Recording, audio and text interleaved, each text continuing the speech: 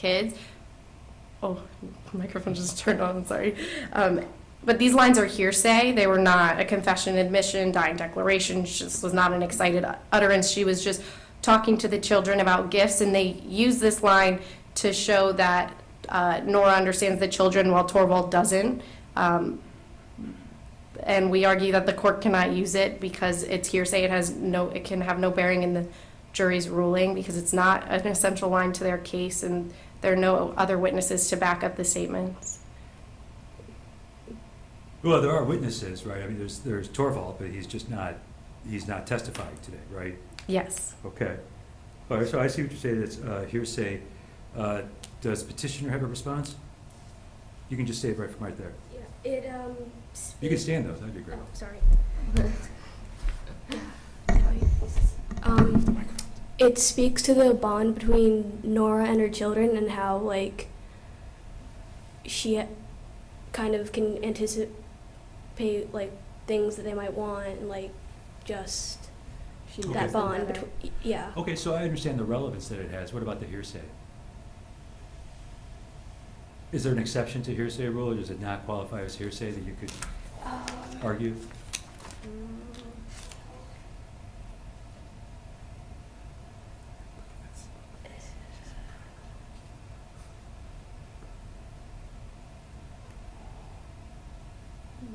No. Okay, so I'm going to grant that motion to strike. So that one will not be in the record. Next one, number 2. Okay, the second one is from their brief page 11 when Torvald made backhanded comments, and they give a quote from the book, "Almost everyone who turns bad as youth has had a compulsive liar for a mother." They use this line to portray him as mean and harmful. However, you could also use the line to argue that it expresses like the good qualities he has and the belief in honesty, which is a great quality to teach his children. So the manner in which they present it could prejudice the jury against him, against his qualities as a father, to think that he's mean. However, the line does not definitively prove that, and so the prejudicial effect would outweigh the probative value of the words, and therefore it should be dismissed. Okay, response? We would argue that the probative value outweighs the prejudicial value. No.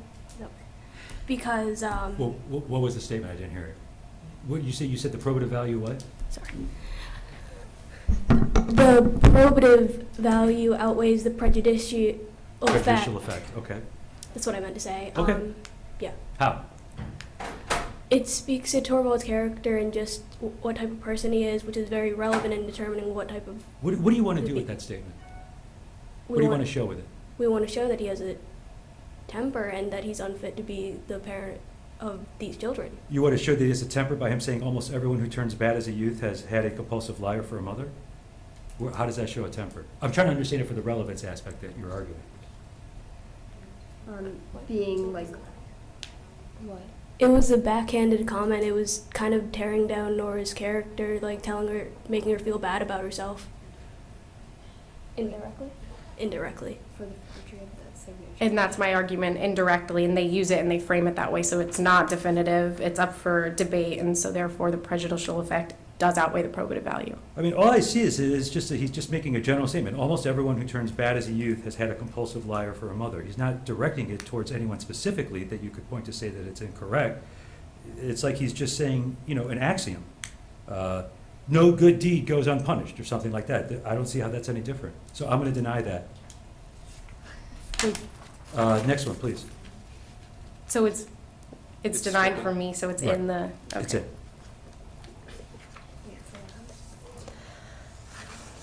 Okay, so the next one that I have is actually from 2 points in their brief, pages 12 and 14, but they touch on the same thing. It's the argument that occurs between Torvald and Nora when he reads the letter from Krogstad and he finds out about her forgery and her borrowing the money. And the argument, they use it to frame him. Okay, can you give me the line, please? The actual line that you're Every contesting? disgusting value is coming out of you, Nora. No religion, no morals, no sense of duty. Okay. So it's used to portray him very harshly. However, the argument is entirely about Nora's criminal activities and the effect that that will have, and it doesn't discuss, they don't discuss the children at all, and so therefore it's not relevant in this custody hearing. Well, it doesn't have to be about the children in order to be relevant, right? Because it can be about the character of the parent in order to make the decision of who should get the kids, right? Okay, so what's another reason, just so I understand? Why is it not relevant? That's all. I argued that it's not relevant because it doesn't speak to the fact that Torvald couldn't provide for the needs of the children. It's all about Nora's character, and yet they use it to frame Torvald as unstable and emotionally abusive, but there's no evidence of that. It doesn't disprove or prove his ability to father the children, and so it shouldn't be relevant. What do respondents say? I think this shows emotional abuse. When he says, every disgusting value is coming out in you, Nora, no religion, no morals, no sense of duty? Yeah, that's very, I And feel, then how would you want to use that? Okay, so it shows emotional abuse. yeah. Right, which So is per statute. I don't have it off the top of my head. That's okay. But it's one of the things to be considered when determining the best interest of the children, and because it's subsection M. I don't know the statute. Right. Well, I just remember. That's okay, don't worry. But it says that domestic violence should be considered when determining the best interest of the child, which is, really important in custody, so. And according to Maria, it's a concern that his domestic violence or emotional abuse, whatever you want to call it here, towards Nora, he might put towards the kids as well. And I think this is... well, as far as I see it, the evidence, it only shows an argument between a married couple. Are we saying that every argument that a married couple has is domestic violence? Well, I don't think this is an argument every married couple has. Right, because forgery and stuff doesn't always happen. Okay. Well, I think both sides have made really good arguments. I'm going to deny the motion and allow it to stay. But it's very close. Come on, Okay. man, it's okay. Last one. So the fourth one, it's from their brief, page 18, and it was Nora and Helmer speaking back and forth to each other. In 8 whole years, no longer right from the moment we met, we haven't exchanged one serious word on one serious subject. And he says to her, should I constantly be involving you in problems you couldn't possibly help me solve? Okay, so you want both those? I want both lines to be taken out because it's hearsay, it's just her opinion. We don't have records from all their conversations from 8 years, so we can't admit this line to say that they've never had a serious conversation just because it's Nora's opinion. And again, it does not fall into an exception because it's not a confession, a dying declaration, or an excited utterance. They're attempting to use the lines to show that Torvald's unwilling to communicate, but we have a parenting plan that says the exact opposite. And so no material evidence can be pulled from this statement, so the court must disregard it. Okay, I understood what you were saying with regards to Nora's line, but then what's the problem with Torvald's line? Should I constantly be involving you in problems you couldn't possibly help me solve? I understand what you were arguing for Nora, Mhm. that line. I'm just wondering about Torvald's line. So in the Victorian era with this culture, it's a very appropriate line because that was the dynamic of the father being the provider and the mother being the caretaker. However, the jury is obviously in present day, and this line might prejudice them against him, not taking into consideration the fact that it was a different era with different expectations. And so in today's world, yes, a husband constantly excluding his wife wouldn't be a sign of a good marriage, but this was a different time. Okay, I'm going to reserve ruling on this one until I see if it comes up at trial, because I think it's really, really close. So we'll see how the context of the trial works out to see how it plays. Can we argue for what she was saying about Nora's statement Sure. is the same for Torvald's? Like, Yeah. that's an opinion. So. Can you explain that a little bit more? I didn't quite catch it. Caps. just like what she's saying about. Well, she said that we don't have records of every conversation that they had, which nobody does have a Yeah. record for every single conversation they've had with their spouse for the past 8 years. Yeah. And so, So it should be kept. So it should Um, be kept because it's hearsay? no, well, Like, continue. What we were trying to argue with that point was the fact that a parent, regardless of the time period, needs, one of the considerations, I think it was subsection C, needed to be the communication between the parents, because communication, like on making big decisions, like for the welfare of the children, is very important in child yeah. child rearing Yeah. decision making. That's what I was going for. And then what about the hearsay argument, though? How do we get around that? It's How do we get around that it's an out-of-court statement that's being offered in court to prove the truth of the matter asserted?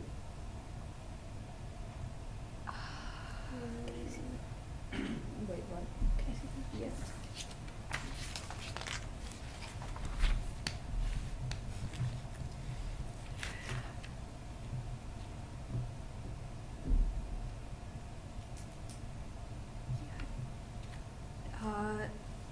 statement against interest. Again, which statement and against whose interest? No, never mind. I've said that. I'm just gonna. Okay. You're just kidding? Yeah. That was good Change my stuff. mind.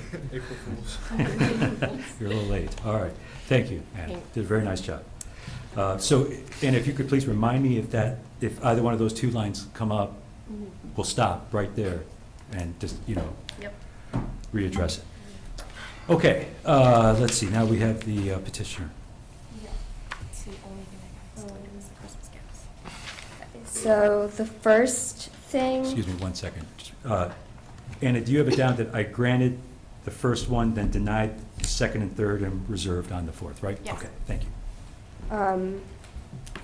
We want dismissal of all content pertaining to Nora's forgery of her father's signature. Okay, and that was based on relevance? Yes. Okay. And she was never even convicted. Okay, so if you could please, you see, you did a really nice job laying out Oh, with so the I issues can here, but you read got it. to Yeah, explain it, sorry. like how, that's okay. How is it that the probative value is substantially outweighed by the danger of unfair prejudice with this line, do you think? Because she was never convicted and they're using it as if she were convicted. So that's just false. And then also, to go deeper into it with the act, she did it out of the welfare of her family and to save Torvald's pride. Okay, now let's tie that into relevance. How is that not relevant as you see it? Or, well, relevant in the sense of substantially outweighed. They're using it as a criminal act, as like a huge thing to put against her that she's for, which is a criminal act or whatever, a civil act, I don't know. Doesn't matter, right? No big deal. But she was never convicted, so Okay. I don't think it should be used against her. Okay, so then if they just said that she was accused, you'd be okay with that? I mean, based on your argument, I'm asking. No. Well, No. Okay, so now support that, please. Uh, You understand what I'm asking, right? Your whole thing was is that because she was never convicted, yeah. and you don't want the jury to get the wrong idea of what happened to her with regards to that forgery, right? Okay, I agree with you, that makes sense. So I'm saying, now, if we ask the respondents to only say that she was accused of that, but she was never convicted, or would you be okay? And you said no, I'm saying fine. What's the relevance issue there? It still has the same effect. Yeah, it's still going to have the same effect to the jury. So if the jury hears, if the jury hears that she's been accused, they're going to think that she's been convicted. Yeah. Not willing to give that. So I'm going to deny Okay. that. Next one. We want to dismiss Nora's statement. When he said, "You have always been so kind to me, Torvald." Yeah. Okay. Well, how come? Relevance, it's not relevant to whether or not Tora should be granted custody or decision-making authority over her children. It's also hearsay. It was taken What's not in the your court. issue with the statement itself, just so that I understand? Why don't you like it? Let's say that. because he is not always been so kind to her, and I think it was, yeah. So it's taken out of context. So it's not really an issue of relevance, it's an issue of accuracy. Yeah. Sounds like what you're arguing, right? Yeah. Yeah, I think you guys are gonna have to clean that up when it's your turn. You'll just have to explain that during opening statement, closing statement, whatever, that this is the way that it was intended, because, you know, I mean, she said it. You could make it a hearsay argument here, but you Right. didn't. No, you I didn't- said hearsay. Yeah, but you didn't put it in your, you only put 90.403. Oh, 90.8, okay, go Yeah. ahead, I'm sorry. It's So- also hearsay. How so? This statement was made outside of the courtroom. Not all statements outside of the courtroom are disallowed though, right? And it goes against her interest. Yeah, but that's relevance, you're conflating sorry. the two. That's okay.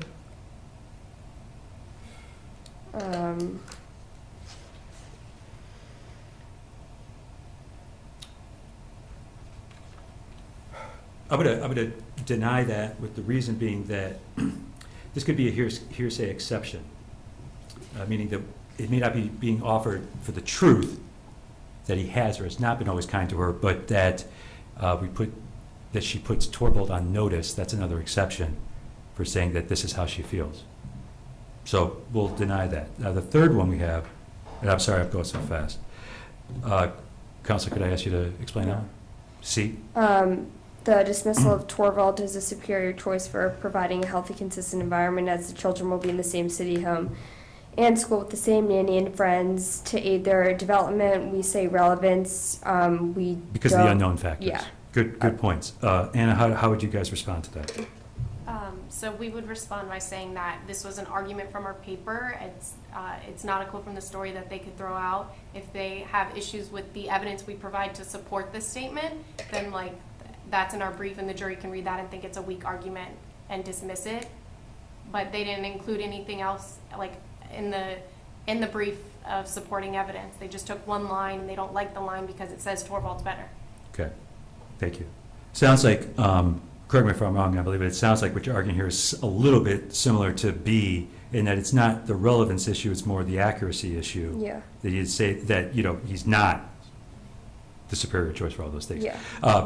Anna makes a good point that this is an opinion. You're absolutely right. So that would be out as far as relevance, but it's not an opinion of one of the main characters here. It's the opinion of counsel. Okay. And while the characters can't provide their opinion in testimony, counsel can definitely provide their opinion in their briefs. Does that make sense? Yeah. Okay, so I'll have to deny that, but I think but you're on the right track, except that it just wasn't in this sphere. And for D, her forgery to obtain the money to save her husband's life. Again, this is about the forgery. We're saying it's hearsay. The statement is made by someone other than the declarant, and it is offered in evidence to prove the truth of the matter asserted. Also relevant, it's a statement made outside the court. Will that be hearsay? This is, it I'm is- sorry. Sorry. Go ahead. It's No, a statement go of opinion, and the probative value is outweighed by the Okay. prejudicial. Can I respond? I think I know what you're going to say, but go ahead, please. So this is actually taken from a scholarly article written by Templeton. I don't remember the first name. So it is an opinion, but it's an opinion backed by peer review. It was published, and we used it as evidence just as we used quotes from other ones. Mhm. Okay. Usually the way it works is, in a very broad scope, testimony is that laypersons are only allowed to testify with regards to their observations.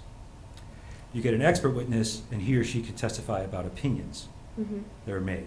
That's why, like, for example, Maria Katsakopoulos, she's testifying as an expert. She gave a lot of opinions. That's allowed. We talked about for this assignment that we would bring secondary sources in to give opinions to support the positions that you're going to make. So this would also fall in the category as a quasi-expert, so to Mhm. speak. So I'm sorry, I got to deny this one also. Um, But I understand where you're coming from, but Anna's correct. Dismissal of Nora's statement, it must be the children. The respondent claims good mothers do not blame their actions on their children, but this claim is... Can you give me the context with these lines? What was going on here when these lines were delivered? One second. Do you remember? I just want to tell you. It was the broken hairpin in the mailbox, and she blamed it on the children. She said it must be the children. It was that one. The what? Did you want the book? It was the letter in the She tried to box that steal she the tried. box. Yeah, she tried to steal And it. then she I blamed it wouldn't on listen to the. that, you know, the enemy. Yeah. I'm not lying. I'm literally telling you what Okay, happened in the Lauren. book. No, she was blaming the box on the children, saying, it must have been the children, like, messing around with it. So she blamed, For doing something? yeah, she blamed the kids for an action. Okay, so what's the problem with that? Hearsay or relevance-wise?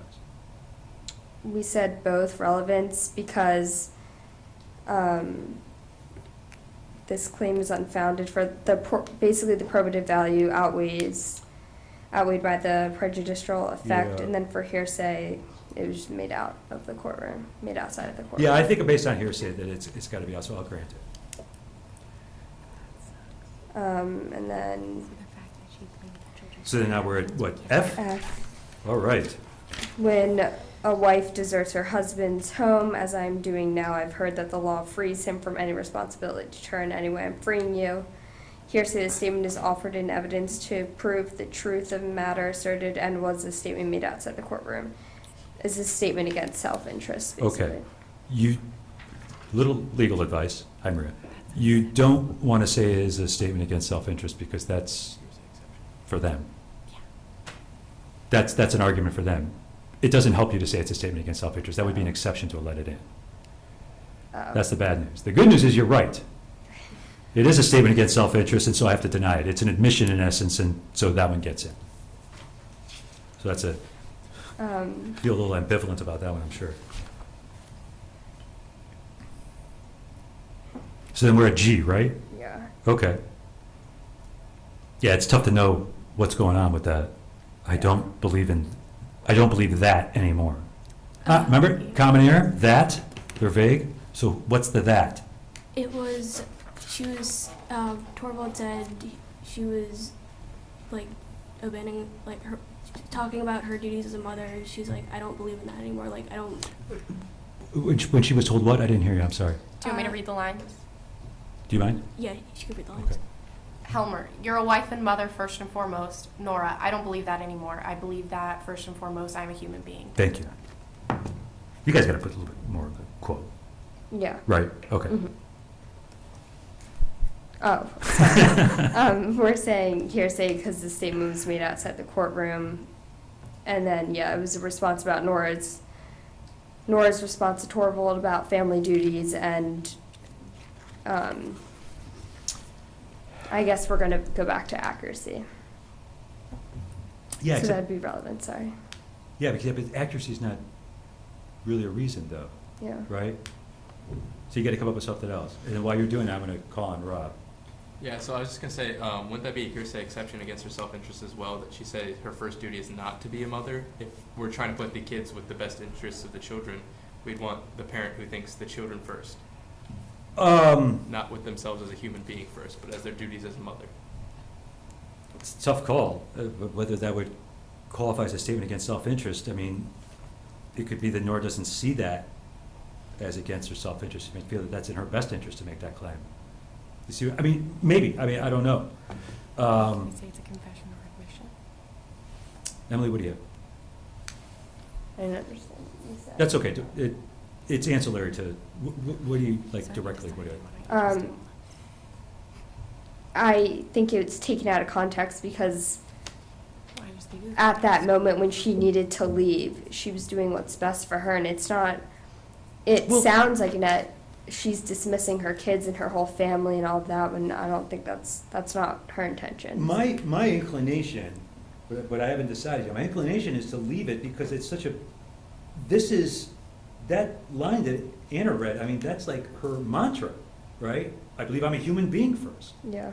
Why would you not want, I mean, if that's her declaration, I'm coming out, in essence, right, as a woman, why wouldn't you guys want to stand behind that, I guess, is what I'm wondering. And remember, I'm just asking, I'm not,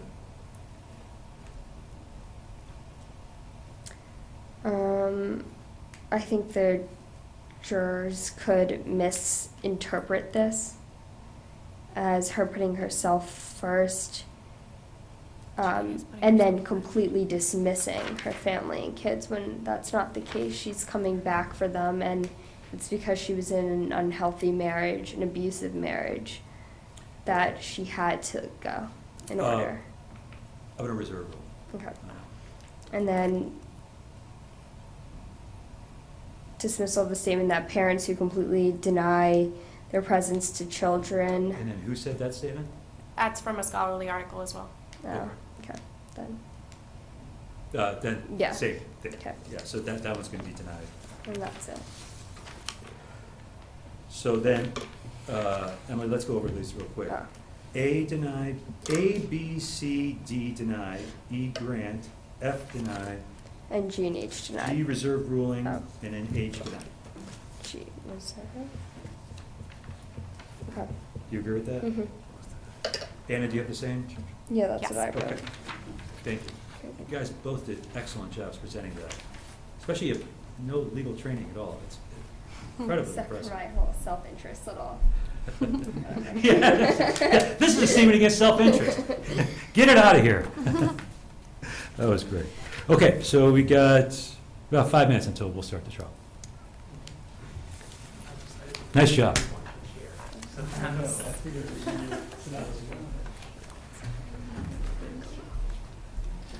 Can we have your chair?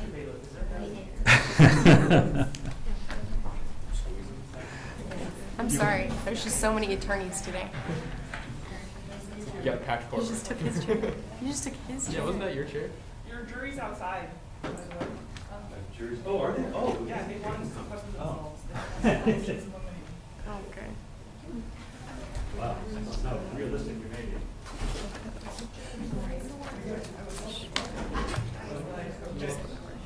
Oh, wait. Where did Dick go? Take their picture first. Aw. Nick gets excluded. Looks like we're gonna have some fun arguments, defend. Don't worry, guys. I'll rip it up. You're an expert witness. Okay, so am I. Who's the other one? Oh, she says. She says. All right. 64 to 7.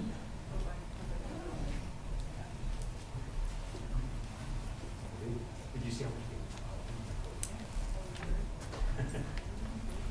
I know. Shucks. No matters though. Me? I could kind of take her down. But I'm not allowed to. It's the same deal. What are you talking about? Go ask him. No. I would turn around. I ain't looking no sign ready. So you better do a good job.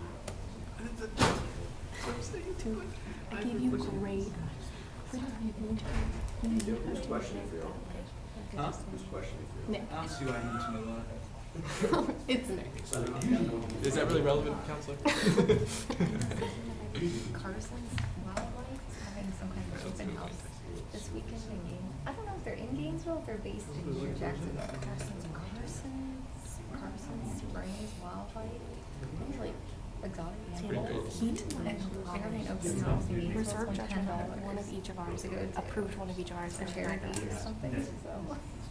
Dude, when I was up there getting the Pardon? denied, I was like, this sucks. So, yes. Denied your age? Yeah. She doesn't matter. Have you ever been to Mills Retirement Horse Farm in Lodgeway? I just went this week. Yeah? It's amazing. They had 360 acres of land, and you walked around for 2 miles at least. And I couldn't even see from one end to the other. And they have 30 retired horses, all of them over 20.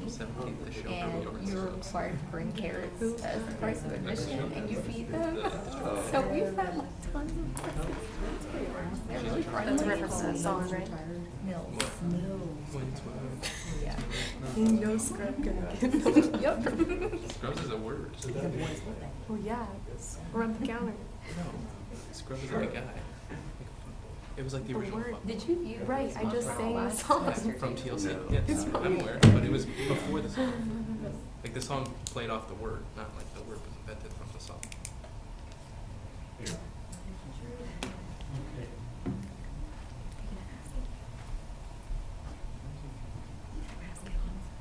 Oh,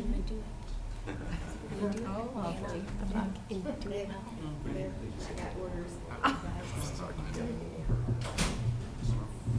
Oh, Dom. Oh, Dom. Quick question. So, the question of Maria, does it have to be? Close to it. Actually, I think like overall, I'll give it a whole class. Well, because Anna really wants to. She wrote this really great question. I did not say that. Yes, you did. I wrote him the questions. She wrote me the question, and I was trying Because to I talked to my write mom, them in. and then And I couldn't even think like any of this stuff. Because she was literally just like, she got all the questions from her mother. So she's like an expert can on I how to stand up question. there with him and go? It's just, I feel very uncomfortable with it, and it's kind of like freaking me out because I saw her question and I go, I'd never get to ask that. That's all right. I got it. 2 minutes. I mean, I prepared as much as I could, but I Brandon. Yeah. I mean, I know you can do it. it's just nerve-wracking. What is it that makes you nervous? A little bit. I'm done suspending my disbelief. That's it. Yeah. Yeah, from here on out, no more disbelief. I'm believing everything.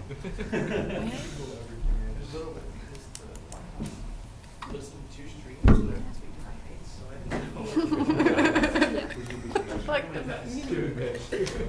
literally imagine at close Mixing it up.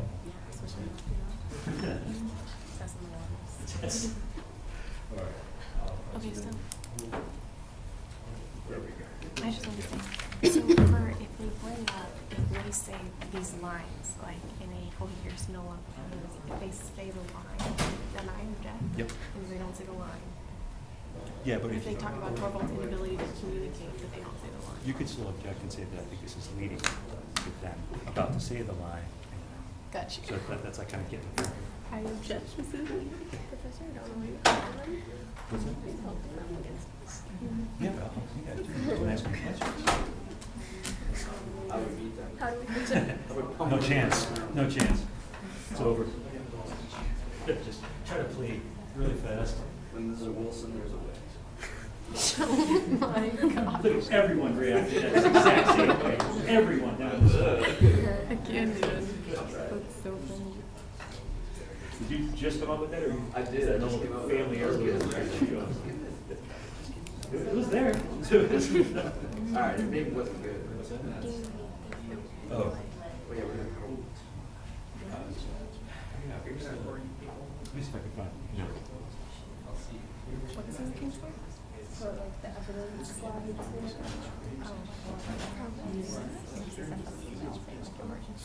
Right, I saw that. Okay, Well, let's see what the courthouse says.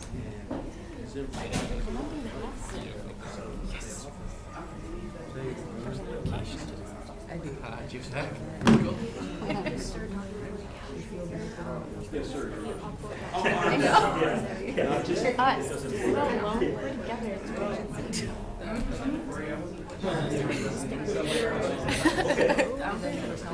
Just to be inclusive. Not to exclude the only female in the room. No, you don't need to come and say. Yeah. It's okay, we don't have to do it. Yeah, let's just write All right. There it is. It's real close, right?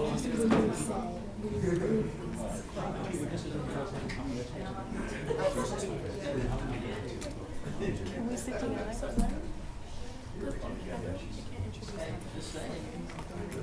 Yeah, you want to flash something up there? Like, Yeah. so like any of the slides we had? Which one is this? Do you have a disc or anything? We have a flash drive, I don't have a flash drive. What do you have? A Google Doc? Can I get online on that computer? Can you get on the line? Yeah, can you open a website? Don't you want me to do? We can download it here. Yeah. Okay.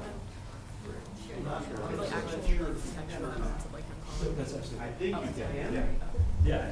Or should it happen during question? It's a Google Slides, so I just have to go to my Google Drive. Just have to log into Gmail. I guess go on with it. When you're finished with that, just put it in there and download it on that flash drive, and then we'll have it.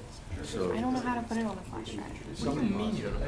You can download it. Not a Google. I use Google Slides so they can see it. I use PowerPoint. What are you doing? I'm doing it for you. I literally was just clicking this stuff. Oh, okay, cool. Prices are it. Yeah, I use PowerPoint like a normal person. I mean, group projects make you do these these. docs all semester. Seriously? And Not Google struggling. Slides. Google Slides is like a whole new thing. They give you very few theme options. It's rather frustrating. Oh, look at that.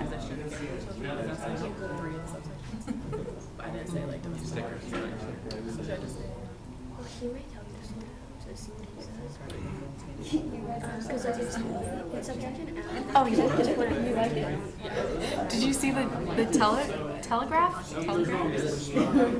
Primitive telephone is what I labeled that one. Horse and my feet, don't want them to mistake it for something else. It's not the Amish. It might be the Amish, but it was a good picture. Google Maps. And then lots of statues. Does yours have like statues? I like underline stuff for them and probably won't even reference it. I'm actually cherry picked up. Hey, when you pull up the statues, I underlined things for you. You're late. I'm sorry. Just kidding. He put me up there. Yeah.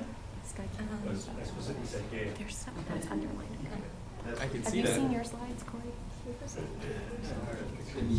This is your first one, and then this one, and then that one. And then It should be you in have- like. There should be like a flash drive that pops up if you hit the little folder thing. Don't eject it. No. No, you know the folder icon on the bottom? This is so sad. Sorry.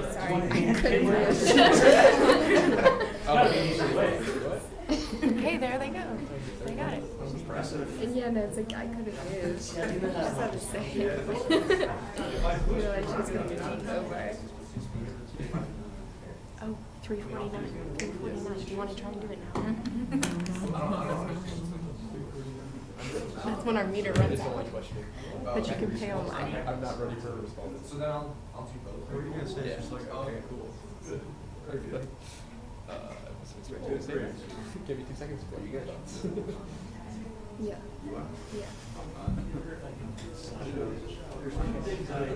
Well, our manager didn't. No, I know. I like didn't realize it was gonna be like this either. I just need like I had words and the course advisors would tell me like there's a difference between the words and compensation. I'm like,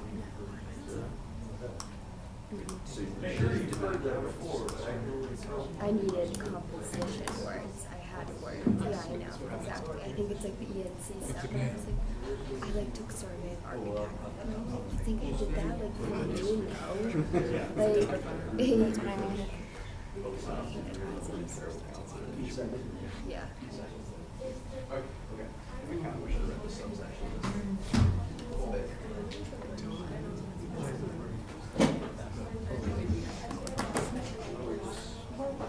You okay?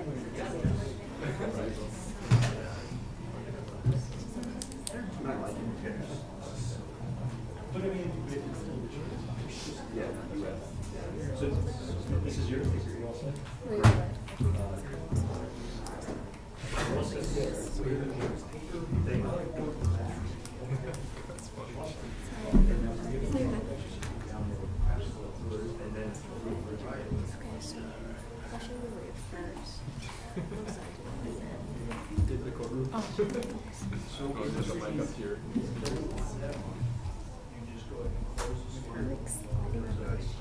It shuts it down.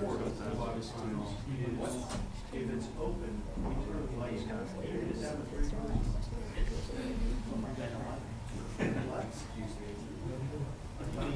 yeah, well, not really. So this way is very,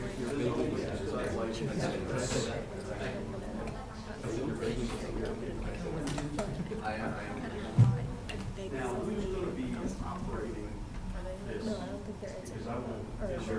I don't care. I'm saying, and we'll witness. You all right with this, sir? Okay. Very good. Thank you. Yes, all right. Who's the counsel on this case? There's a couple. There's a few. All right, so you're lead counsel, right? Let me make sure we go back. I don't know if anybody in this group is lead fucking counsel. That'd be you. Yeah. Come on. Yeah, we could do that one. Corey.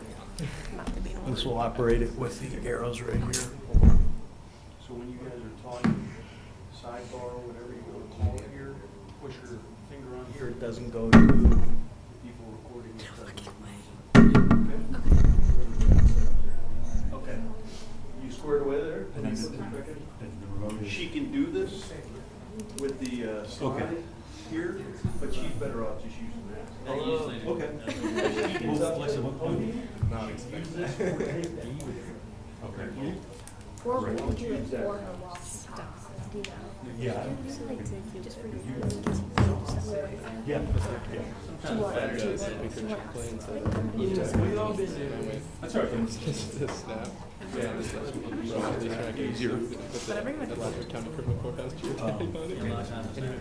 want a paper copy of the thing? I do. Are you going to use? Oh, wait, sorry, wrong thing. It was here. Huh? Using this slide. yeah, I'm sure it's actually. Just kidding, I don't have it. I thought I printed it out. So I think I Point of was order. going to talk about it. We could do that.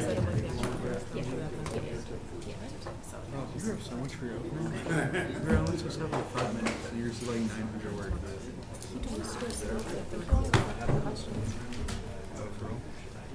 I think it's good. I think it's good. Because I feel like in the Whenever you're past ready. we've tried to like prove our theories and questioning. We've tried to prove our Thank you, Bailiff. Okay, we are here today for the custody hearing of the 3 children, Ivar, Bobby, and Emmy, of Torvald and Nora Helmer. This is a very serious matter since we're talking about the custody of 3 minor children, even though we understand that none of them exist in real life, as well as the parents. So I know, it's shocking. The issues will be presented in a very non-traditional way from most custody hearings, and that will kind of have a trial format with opening statement, cross-examination of 2 sets of witnesses, as well as closing statement. At this point, would the petitioner care to make an opening statement?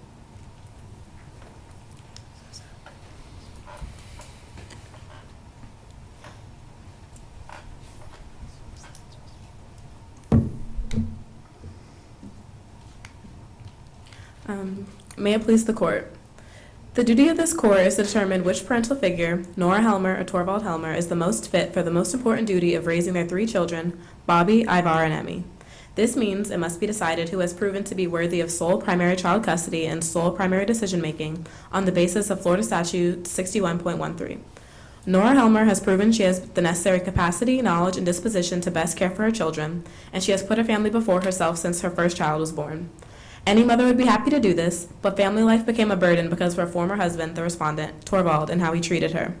We will show that Torvald's emotionally abusive treatment of Nora was the reason that she left her children, and it was not because she did not love them with everything in her. With this considered, her leaving should not be held against her. She has come back from her brief absence for her children and desperately wants to continue raising them with the same love and care she has provided their whole life. The bond between Nora and her children is clear. She knows their likes and dislikes from spending genuine, quality time with them on a regular basis, which is something the respondent cannot say about himself. We will show that Torvald's relationship with his children was almost non-existent, and this means that he does not have the necessary capacity, knowledge, and/or disposition to best care for the children, which are the main conditions necessary under Florida statute. Torvald's presence was only felt financially, but it takes more than money to raise a child. The burden of proof for this trial is clear and convincing, meaning that it must be substantially more probable that Nora is the better parent to raise the kids. We will prove that Nora is the most fit parent, while simultaneously showing through numerous examples how Torvald's controlling, emotionally abusive personality makes him incapable and undeserving of sole child custody and decision-making authority. We will also be petitioning for relocation of Nora and the children to Stavanger, Norway, which is 13.5 hours away, because of the better job opportunities for Nora that will aid her in providing a stable home for her children. At the conclusion of this trial, we are confident that you will agree that Nora Helmer is the better parent for the job. Counselor, if you were asked, what are the top 2 reasons for why your client should be awarded custody as opposed to her husband, what would be your two responses? I believe that Nora deserves custody of the children because she has truly been their really only parental figure their whole life. Torvald wasn't there, even though we've only seen his interaction with the children over the 5-day period that this book took place. He did not ask about them once. He only provided financially, and he only showed disregard for Nora, and she was still showing all the love and care she possibly could for her children, which I think shows she's a good role model and a good mother to her kids. And I think one of the other main reasons isn't necessarily Nora, but Torvald's unfitness to be the parent. Unfit how?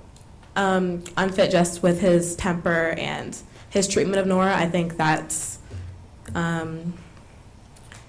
dangerous to put the kids in that kind of predicament, especially since they're all at such a young age. We're not sure how that'll reflect on them. What was the treatment of Nora as you saw it?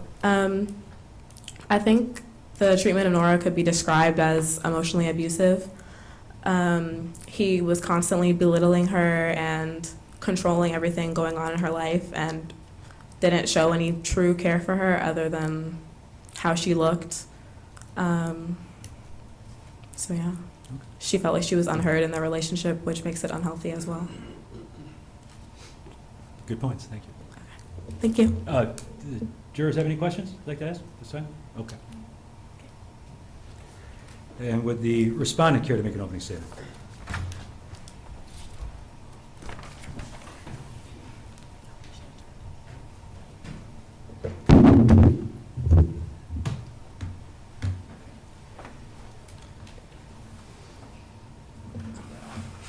The parenting of minor children is surely a consuming task. None are more aware of this than Torvald Helmer, a man who was made a single father when his wife abandoned their family out of the blue. 6 months ago, on a whim, and with complete disregard to the well-being of their children, Nora Helmer left behind her home and family. Now she's decided her vacation is over and she wants to reclaim her role as mother and move her children 14 hours away from their father. Nora has brought this issue to court seeking sole custody and decision-making authority of her children, as well as petition to relocate them. Torvald objects to her claim and aims to keep custody and authority over his children. The court's responsibility is to determine which parent shall have sole physical custody over the Helmer children based on the standard of what is in the best interest of the children. Florida Statute 39.810 identifies relevant factors that should be considered the best interest of the children. You want to stop just for 1 second? Yeah, we had a visual. Okay. Also, isn't it 13 and a half, not 14? Yes, I'm sure you'll bring that up in closing statements to really hit that point home. Well, it's 13 and a half hours by modern automobile, so not even the technology they had at the time, which would Not probably horse take a and lot. carriage, right. Horse and buggy, which we did non-proven math that can't be backed up, but would take about 10 days to do the journey. So Would the petitioner be willing to accept 10 days? No? So Not that 14 either. hours Okay. twice. Tough crowd. All right. And this is loading, I guess? All right. Okay. So how's everybody's day going? Not good for Nora. Your Honor, ironically, Helmer is part of my name, Helmer's son. Wow. My grandfather came over from Norway when he was 17 years old. Are you related in any way? Norway should not be father, first of all. He goes from the traditional sense of Norwegian males and has a anger problem that he has not addressed, and it's not caught up with societal issues. I'd like to see how the bailiff is an expert on this. We're done here. I'd like to see the credentials here. Do you guys want to retain a new expert witness, maybe? You know, like a relative who just showed up? This never even happens in real trials. Stop everything. I'm related to him. Never seen that. He's an expert on the social customs of the time, so case closed. He's an expert on family customs at the time, I think. Okay, so do we have this set? Anna, you able to work it now? Yes. Okay, go ahead, Rob. Okay, so there's the best interest of the child statute. It identifies relevant factors that should be considered within the best interest of the children in the state of Florida, including material needs, emotional mental health, love and emotional ties, desirability of maintaining continuity of a stable environment, depth of the parental relationship, and recommendation of the guardian ad litem attorney. Taking into account the needs and interests of the children, the respondent will prove that the sole custody and decision-making authority of the Helmer children should be granted to him. Nora should not be awarded with control of the children, as she has proven herself to be an unfit mother through her abandonment of her children, her criminal actions, and her irresponsible character qualities. In the petitioner's final conversation with the respondent, she denounces her status as a mother and wife and releases Torvald from any future monetary support while relinquishing claim to her children. She said, "When a wife deserts her husband's house, as I'm doing now, I've heard the law frees him from any responsibility to her, and anyway, I'm freeing you." Torvald responds, "You're a wife and a mother, first and foremost," and she replied, saying, "I don't believe that anymore." This is clearly not the attitude of a mother leaving her children with a plan to return. She abandoned them just as much as she abandoned her husband. Well, why not? Why not what? You said this is clearly not an example of a mother who's planning on returning to her kids. And I'm asking why not? Well, he said her duty is to her children first and foremost, and she says, "I don't believe that." Yeah, and then what did she say? She says, the next line is, "I believe I'm a human being, first of all." Yeah. Are you really horrified by that I'm statement? not horrified by the statement, Okay. but So what's wrong with it? it's not in line with the social customs of the time, where the mother's role was to be the caretaker of the house and the caretaker of the children first and foremost. So if I understand you correctly, you're saying that Nora's fault or flaw in this is that because she did not go along with society's customs, that she should sacrifice herself in respect for her husband and kids. I'm saying that for being a trailblazer, there comes some side effects, and losing your children might be one of them. So in order to do the right thing, you might have to lose your kids? How do you know, sir? I mean, do we deny that it's the right thing for her to stand up for herself? I'm not saying it's the right thing, but she's standing up for herself in a marriage where she even admitted that they never had a serious discussion on a serious subject once in their life, and then out of the blue, she just dumps on Torvald, "I'm not happy with this relationship, I'm leaving." And he tries to fight and says, "We can work through this, like, we can talk about this," and there's no convincing her, set in her ways, stubborn to a point. Okay. Thank you. The respondent has shown his abilities as a father and will be the best option for parental supervision of the children through his proper parental behavior and his high standard for moral and ethics. The petitioner's team may make the claim that Nora was a victim of domestic abuse, and hence why she abandoned her children and her marriage, as corroborated in the testimony of expert witness and guardian ad litem attorney Maria Katsakopoulos. However, Florida Statute 741.28 right there identifies relevant factors for domestic abuse, and it defines domestic violence as any assault, aggravated assault, battery, aggravated battery, sexual assault, sexual battery, yada, yada, yada, that results in physical injury or death of one family or household member by another family or household member. Nora was not a victim of any of those factors, so we implore the court not to be swayed by emotional appeals Nora's attorneys may try to make. Well, what would those appeals be? That she was abused in the relationship. Because that, why not? Because that doesn't say emotional abuse? I mean, I just want to understand. I mean, emotional abuse could be a whole debate about whether... Okay, so because Ms. Katsakopoulos said that it was emotional abuse, and the statute here doesn't mention emotion as being part of domestic violence, that's why, I'm not challenging you, I'm trying to understand what your argument is. We're just trying to say that accurate? the relationship was not an abusive relationship. The claims of emotional Okay, but abuse then why have do you have not the been statute up? compounded. Just so I understand, why do you have the statute up then? Because we're trying to show what is actually qualified as domestic abuse Okay, in a so- relationship according to the Florida statute. So you guys want to go with the thing that domestic abuse is only physical abuse? Yes. Okay. Nora is petitioning for a relocation of the children halfway across the country to Stavanger, Norway.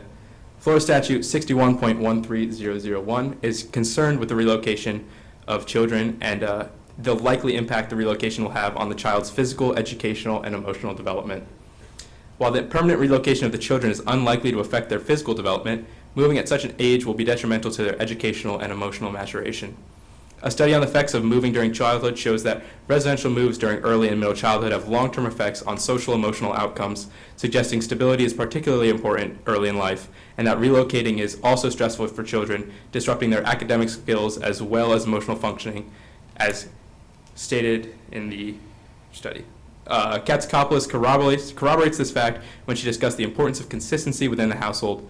She claims keeping children in a routine where they are comfortable is an environment where they keeping children in a routine and where they are comfortable in an environment in a place where they can thrive is a key to raising healthy, well-adjusted adults. The opinion of the Florida Supreme Court made it in Mize versus Mize argued something which must be considered when faced with such a dramatic petition for relocation is whether the move should be likely to improve the general quality of life for both the primary residential spouse and the children, and whether the motive for seeking the move is for the express purpose of defeating visitation. In this case, Nora is clearly attempting to block Torvald from his visitation rights, and the move will in no way improve the general quality of life for the children How is she purposely blocking it? by moving them 13 and a half hours away, 14 hours away That's- across the country. That's blocking it. Is that purposely blocking it? Well, You said purposely, so I'm trying to understand. she's trying to take the children away after she had already forfeited her rights to them and is moving them away. Even though she has no job, she just is living off this fund from her. But are you claiming that Family she's member. moving them away just so that Torvald won't get visitation? Well, do we know that? She's moving him away for, well, denying visitation is just something that's like ancillary, but she's okay with it. Okay. So she's more acquiescing to denying visitation. I'm sorry, who's? Nora is. Well, I'm trying to understand. I mean, she wants to move.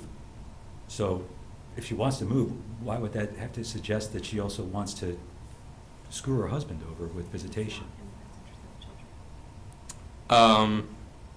Well, so regardless of the defeating the visitation rights, the move has to be shown to be improving the general quality of life of the children as well.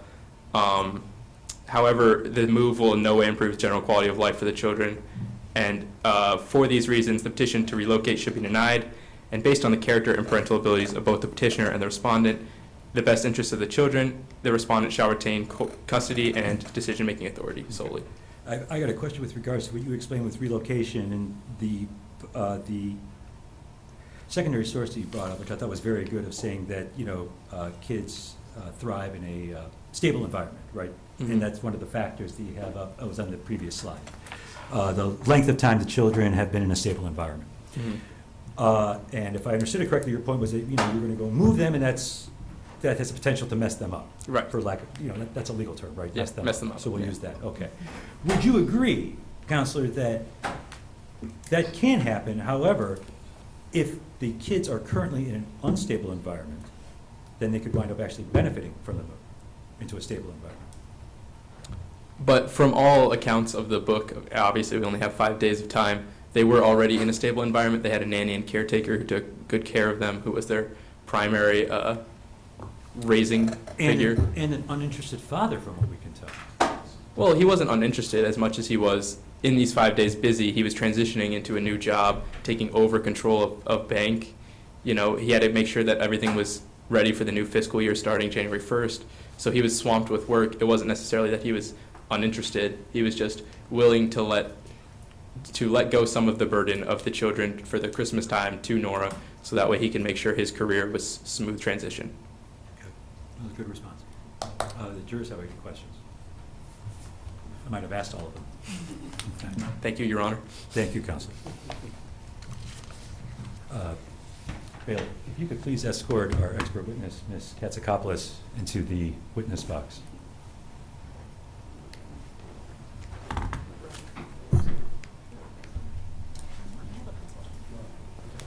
No, we can just use the chair that's there. Thank you. And Ms. Katsakopoulos was sworn in earlier, so we don't have to go through that. Sure, absolutely.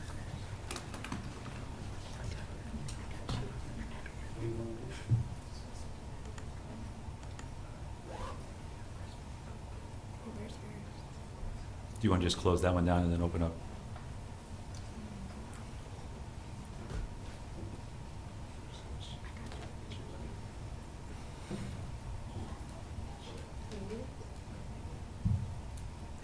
You want to do both, Michaelina?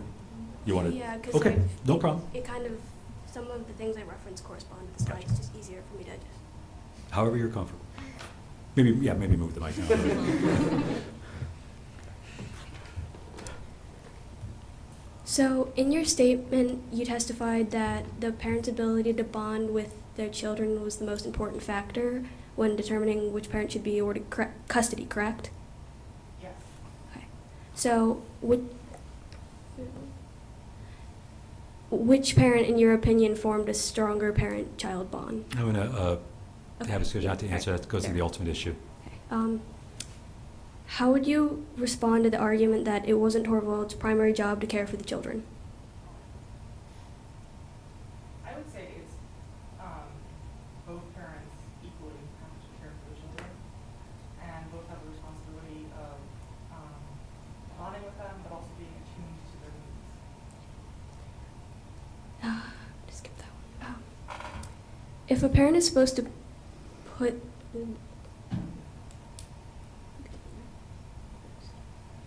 If a parent's supposed to put the needs of their children above their own, would that include being present in the children's lives even if they're busy with a new job? I would say yes, both parents need to be present in the children's lives. You stated in your deposition a parent needs to be able to anticipate the needs of their children on page 2. Do you think that a parent who does not spend time with their children can anticipate the needs of their children? I think that would be very difficult. I don't think it's impossible, but I do think it would be very difficult if a parent is not familiar with their children's needs and their routine. It would be hard to step into that role. That being said, that's not the only factor that needs to be considered.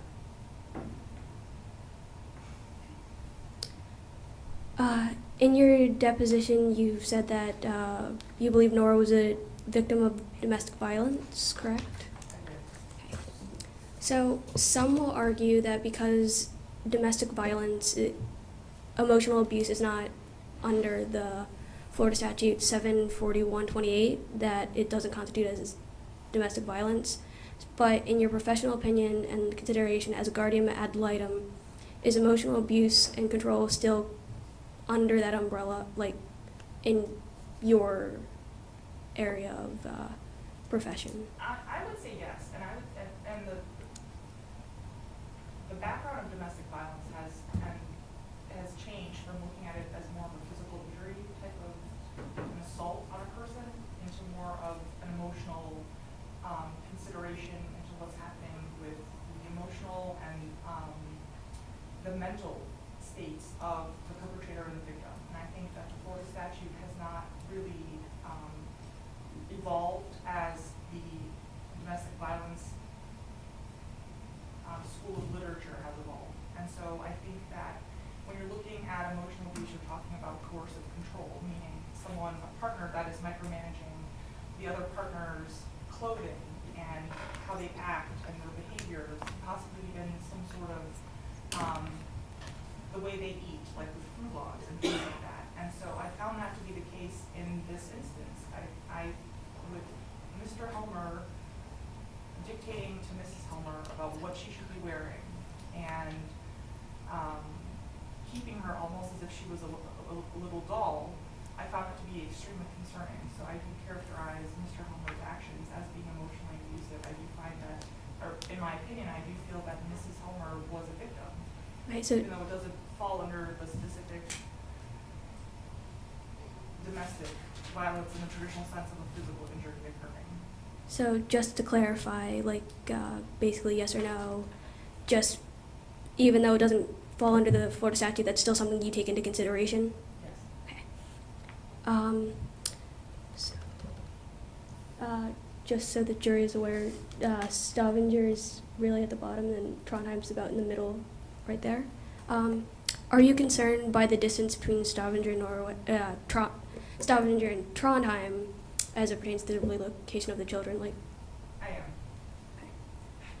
am. So you stated that keeping children in a routine and where they're comfortable in an environment where they can thrive is key.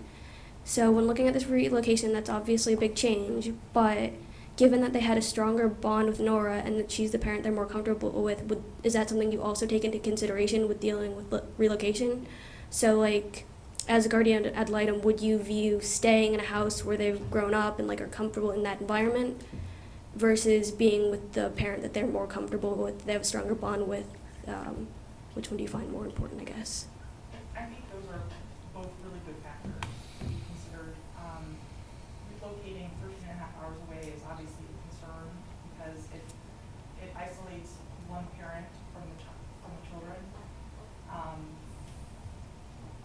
so is maintaining their stability in their home and their school, and keeping them in familiar surroundings will help them adjust to this new lifestyle that they're going to be living with one parent or the other. So I think, to answer your question, I think they're equal. I don't think there's one factor that greatly outweighs the other. I think you have to consider them in the totality of what's happening in this case. Would you consider, Ms. Katsakopoulos, that the environment that the children are in at the time when both parents are present in the home to have been a stable environment? It's, from my knowledge of this case, it seemed to be a very stable environment. My concern is there was an over-reliance on the nurse to provide care for the children. Mm-hmm. At no point did I see any Mr. Helmer or Mrs. Helmer participating in the day-to-day activities of the children's lives, such as homework, their educational needs, having dinner with them. You see Nora romping with the children, and you don't see Torvald really doing anything with the children, except for his last statement when he said he had done everything on behalf of his family. So my concern was that neither of the parents demonstrated a day-to-day, a concrete presence day-to-day in the lives of these children outside of the nurse. I couldn't remember, was the in 8 whole years thing thrown out? Can we not use that, or can we still use that? What did we say on that? Let me check. In 8 whole years, no longer, right from the moment we met, we haven't exchanged one serious word on the subject? But you don't use it at your opening, so thanks for Oh, I reserve the ruling on it. Yeah, go ahead. So, there's a question before that, but so when parents divorce and then custody decided, how important is it for parents to be able to communicate with each other? I think it's very important. They have to stay in touch to communicate what's happening with their children. If one of the children were to get injured or sick or have issues in school, they have to be able to maintain some sort of civil communications, a civil dialogue, if you will. Right. So when Nora says this to Torvald, she says, in 8 whole years, no longer, right from the moment we met, we haven't exchanged one serious word on one serious subject. Is his past unwillingness to discuss serious issues something that concerns you? I can't speak to his past unwillingness because I'm really looking at a very small window of this family. I don't know why they haven't had a conversation in 8 years, but it is troubling to me that they haven't. And it is concerning as a guardian ad litem for the children that the parents have not had a quote-unquote serious conversation. It makes me very concerned for the children going forward. The parents are only now finally communicating at the end of their relationship. Right, last one. You mentioned Nora no, wait, just kidding. I'm gonna just leave Take that your one. time. No problem. No, I'm just gonna drop it. Okay. Because we didn't really talk about it at all, so no point bringing it up. That's okay. You don't have to explain. Thank you. And would the respondent care to cross-examine our expert, guardian ad litem?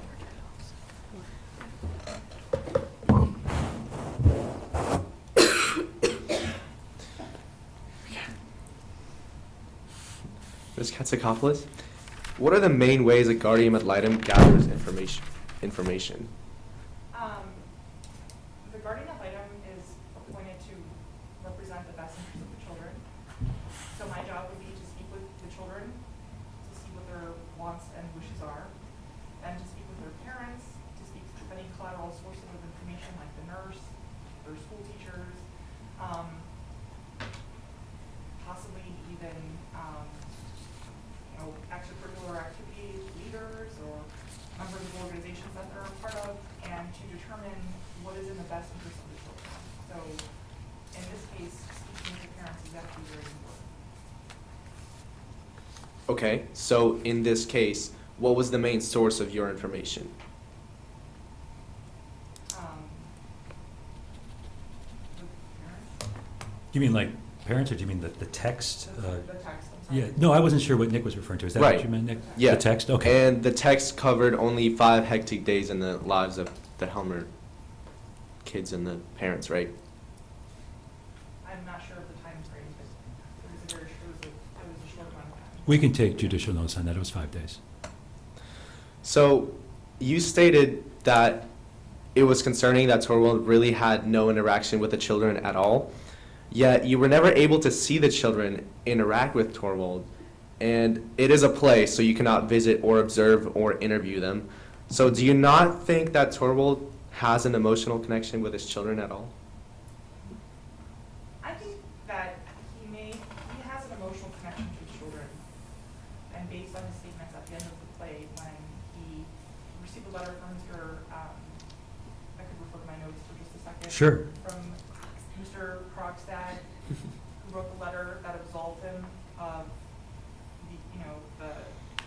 the issue that would defame him. I do think that is Torvald's redeeming characteristic is his emotion at the end of the play, showing that he does love his family, he does love his children. My concern is that throughout the text, you don't see him interact with the children at all. You really only see Mrs. Helmer interacting with the children. And that does concern me. I'm not saying that there isn't an emotional attachment. I'm concerned because you don't see any sort of playfulness, any sort of banter, any interaction really between Mr. Helmer and the children. Okay. Is it possible that the connection could have gone stronger when the mother left?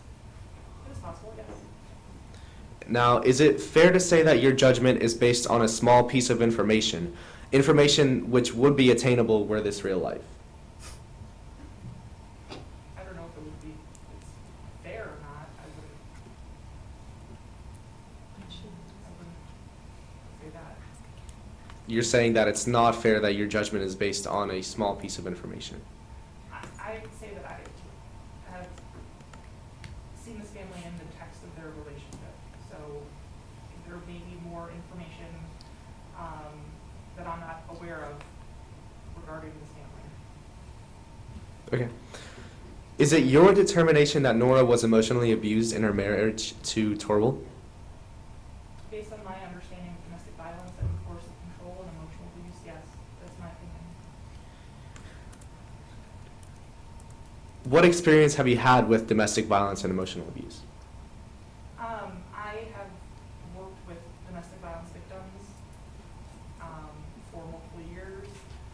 I have worked with Peaceful Paths, which is a local domestic violence shelter assisting victims of domestic violence.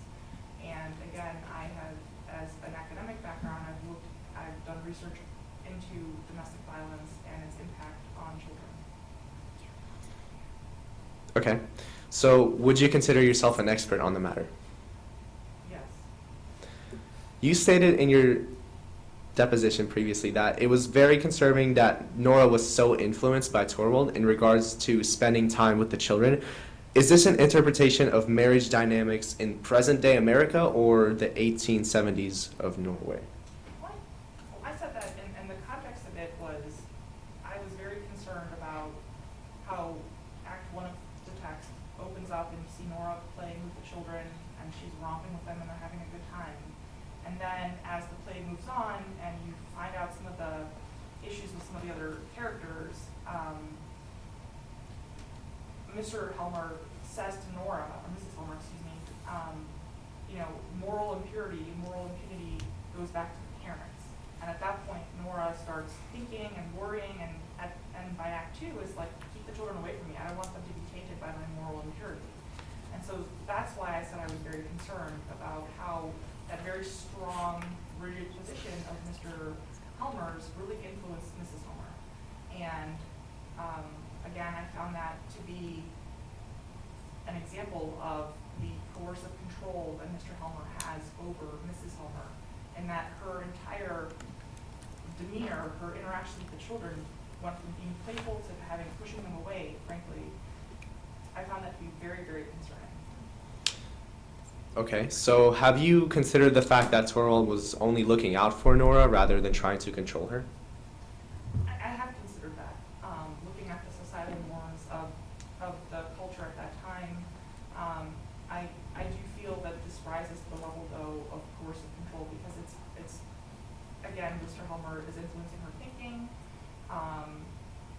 how she dresses, things to that nature. And so there's very little freedom for Mrs. Helmer, and Mr. Helmer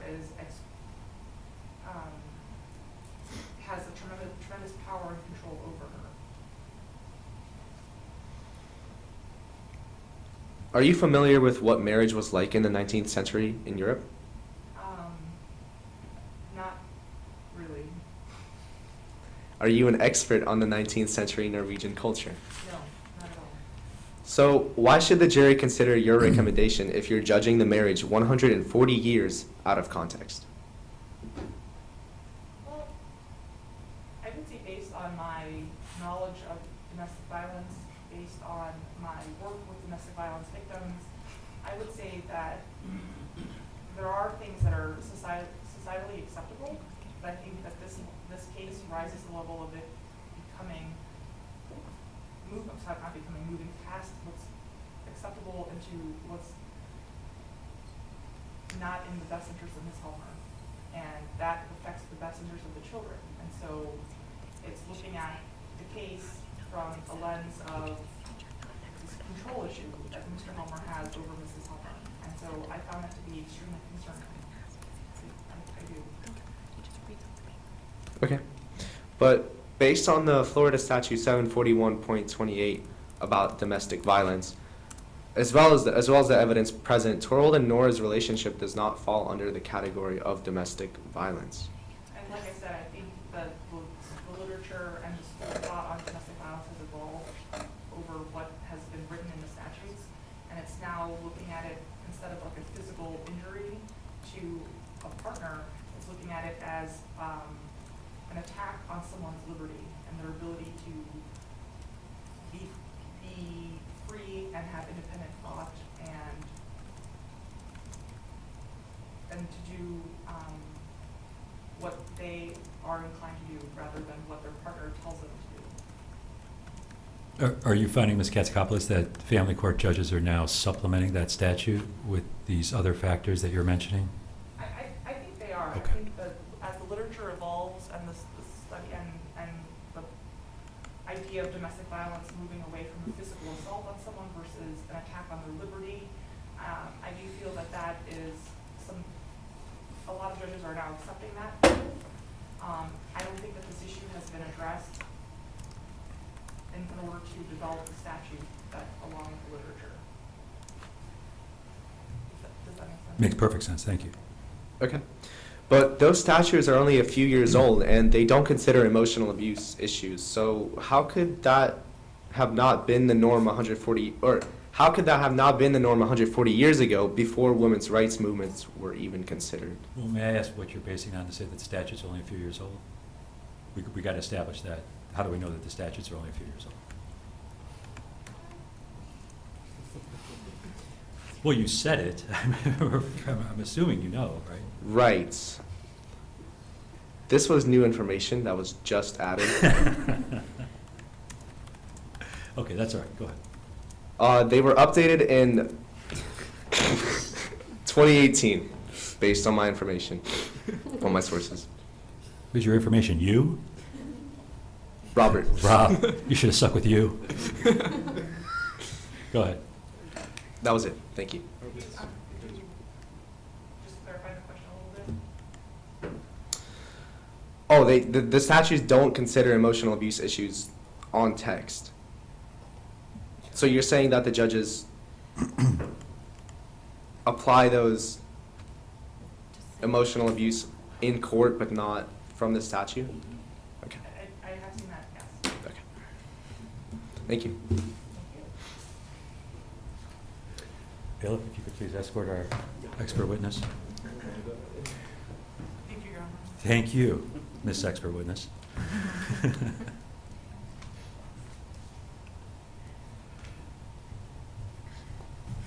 And if we could please have the respondent second set of expert witnesses, please, come step forward. Respondents, yes, you guys are respondents. Oh. That's good to know what side you're on. Here, we have one extra chair here.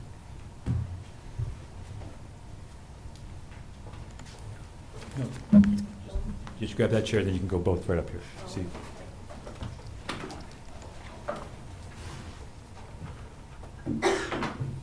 Okay.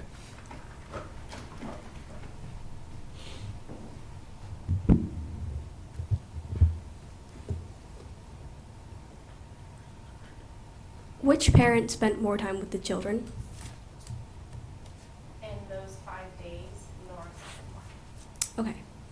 So, and you've just said this, and you've been mentioning it before. So, you keep bringing up the 5 days. So, are you arguing that in the 5 days that we saw that they just changed their entire dynamic just because? I'm saying that it's reasonable to assume those 5 days were out of character and don't depict the entire picture because of the transition in his job, the fact that it was a holiday. It was Just a very hectic time. But Alright, didn't, now- didn't Nora say that this is the way it's always been with us, Torvald? We haven't had a conversation in 8 years? That doesn't seem to be only 5 days. that doesn't say that he's never seen the children. All right, so, and then with the new job, so, okay, maybe he's extra busy. We'll entertain that for just a minute. If he's a single parent, wouldn't you agree that he can't just drop all his responsibilities if he has to get a new job again? Or, like, shouldn't he still be able to be there for his children, even if he's kind of busy at work or something? Yeah, I mean, they both should be, but the difference is that if it were to happen again, say that it does, Torvald will have the nanny who knows the children. We don't know that he has the nanny? What do we rule on that? Well, just there's no textual evidence that he'll have a nanny, or if he won't No, have a no, nanny, or... that was brought up in the pretrial motion. I was just trying to see what the ruling was. What does it say? You can go ahead, I'll find it Okay. and we'll Well, come just, it's speculation of whether or not there will be a nanny present, either with Nora or Torvald. Okay. So, So what's the contention then? Whether there'll be a nanny there or not? Is that what you're arguing? right, well, they're saying that he'll have a nanny, but we don't know that. So they're saying that he can rely on the nanny if it happens again, but we don't know that. I'm comfortable saying that regardless of where the kids will be, that they'll have a nanny, and we don't know if it'll be the same nanny that they've had at their place previously. Okay. But they've always had a nanny, and even Miss Katz-Cutlass said that she was the one who, that she witnessed that the children spent the most time with her, not either one of the parents.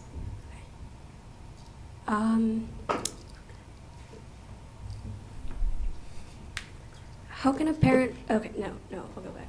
Does Torvald ever interact with the children in the 5 days that we have analyzed? As a redundant answer, no. So, Just no is good, thank you. how can a parent bond with their children if they never interact with them? Like, We're saying that he didn't see them in the 5 days, not that he's never interacted with them. Because they're children, there's an innate emotional bond to them.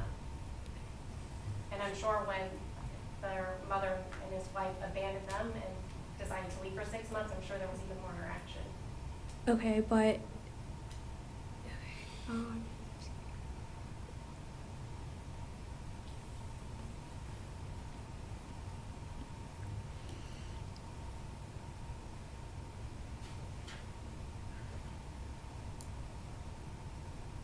would you agree that there is a difference between not spending time with your children to work so you can support your children and completely neglecting to ask about their welfare?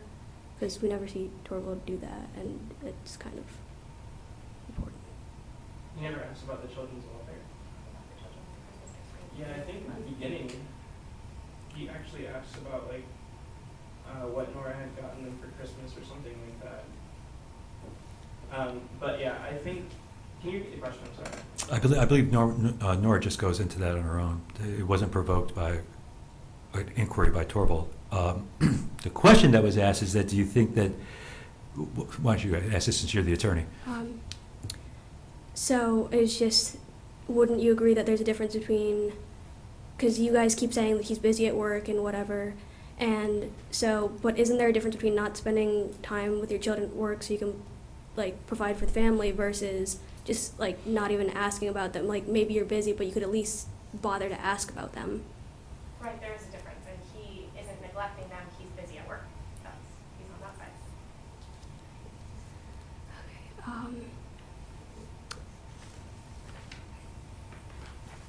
How would you describe the relationship between Nora and Torvald? Would you say it was a healthy one? So I think that they loved each other in the beginning. I don't think it was necessarily a healthy relationship. They definitely had problems they had to work through. And at the end of the play, Torvald tries to work through those problems, but Nora decides that she just wants to leave the arm at all. So no, I don't think that they had a healthy relationship. I think they had a unhealthy, loving relationship, if that makes any sense. And when Torvald tried to fix it, it just worked. Well, are you holding that against Nora? It sounds like you are. That because at the end, she says she's leaving, and then Torvald said, I want to try to reconcile, and she said no. Well, yeah, I would ask Anthony though. because she's upset that they've never had a serious discussion in 8 years. But when they are finally about to have one, she decides to just drop it. And maybe it should have happened sooner. I can understand her frustration in it not happening sooner. But if this is the moment for it to happen, then we should take that chance instead of just leaving. So a person always has to provide a second chance to someone? They don't have to. Sounds like that's what you're saying here though, right? I don't think so. I don't think it's a second chance, it's a first chance if they've never had a serious conversation. No, the first chance was the marriage. That's falling apart, and so now he's asking for a second chance. So Well, I'm just trying to understand. He's asking for a discussion, and she's frustrated that they've never had a discussion, but she doesn't want to have it. And so she is not providing him an opportunity to reconcile the relationship. Okay, my Even only though she question was, wants is that, are you holding that against her? That's all. Yes. Okay. Please, go ahead. Would a person who calls their significant other a spendthrift and telling them that they're a burden be considered loving behavior? Yeah, I mean, like I said. No, but this is about loving the children, not loving the Right, parents but or he just someone. said that they were in a loving, unloving relationship. So you're clearly taking that into consideration when you're trying to figure this whole thing out. So, But you're grabbing one quote. We could grab a quote to show you that it's loving. all right. Well, my question just That was: quote does is not that? loving, but that's the dysfunctional part. Then So what I meant by that was they do things for each other to make each other happy, but in doing so, they're not the best actions. So, yeah, Heidi Macaroon, she does it to make Torvald happy, even though it's like not something that's necessarily healthy for her because she loves him, and he does things for her, even though it's not necessarily healthy for him or her, just because he loves her. Doesn't she hide the macaroons because she doesn't want to get in trouble from her husband? I mean, yeah, because she wants to obey him in a way just because she loves him and wants him to feel respected in the relationship. Okay.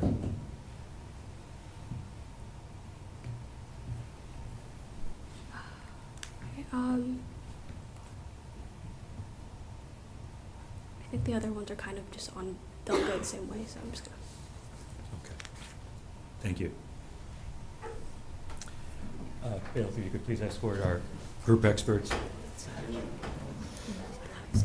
And if we could please have the the petitioner's expert witnesses now come forward. Anthony and Mr. Wilson, yeah. You're going to come up here.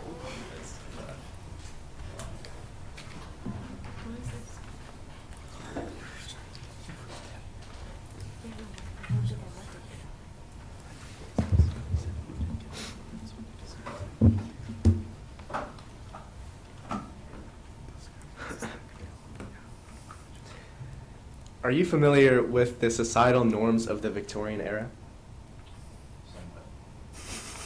Fair. Are you familiar with the age at which a child is able to make conscious sense of the world around them? Okay. Imagine if you were 8 years of age and your mother left your father, you, and your 2 siblings and didn't take you with her. Would you still want to live with her? Yes, 'cause I probably still love my mother. Although she left you, without consideration. I don't think she didn't consider them at all. She did consider them. She left to better herself, to be a better mom Yet for the children. didn't take you? Yeah. Okay. Is there any evidence to suggest that when Nora left, she had a plan in place to return for her children?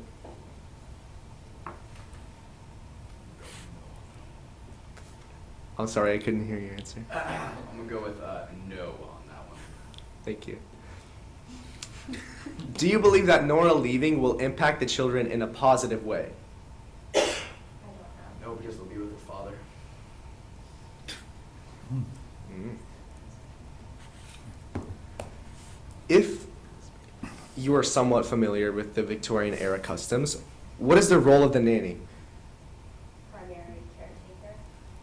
Okay. Glad that we established that. Now, back to Nora being in an abusive relationship. Was Nora ever the victim of domestic violence? Yes. Okay. Were the children ever victims of domestic violence? No, because there's no interaction from the father anyways. So no. So you're assuming that the father somehow abused them? No, I just said there's no interaction, so there's no abuse. But we judge people's characters based on how they interact with others. Couldn't Nora do the same? Abuse? No, Yeah. I did not abuse the kids. Based on the 5-day span. Okay. So you said that she was a victim of domestic violence, but as we established with Ms. Katsakopoulos and Statute 741.28 of domestic violence, based under that category, she was not. Incorrect. Do you We disagree? established with Ms. Katsakopoulos that under the umbrella of current times, that domestic violence umbrellas or emotional abuse as well. But this relationship is not under current times. Do you disagree? What are we basing statutes off? 1879 Norway or currently? Currently. So yes, it does. If Nora was in an emotionally abusive relationship, do you believe that she was truly subordinate to Torvald? Yes. Okay. If Nora was in an emotionally abusive relationship, did Nora ever deceive Torvald? When it comes to taking out the loan, perhaps. Only A, to protect his good name, and also so he wouldn't worry. And to save his life, Correct. because he was very ill, and they could not afford his medical treatment. That wasn't the question. Thank you. You asked What about did we rule about that? About the loan thing? On the pretrial motion? Let's see. No, that wasn't up for, That was reserved also? no, that wasn't one of our. Yeah, I don't think that was an issue. So there was a ruling? I don't remember that. It wasn't brought up. There was no ruling, there was no motion. Okay. What, are you trying to mess I with me? thought, I thought you did.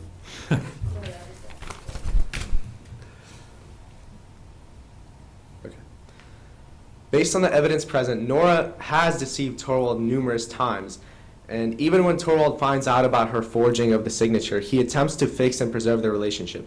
Is it really fair to say that Torvald did not care about his family? What numerous times are you referring to? Eating the macaroons, having a second job, theft, dancing to distract him. So she's fearful of a abusive husband?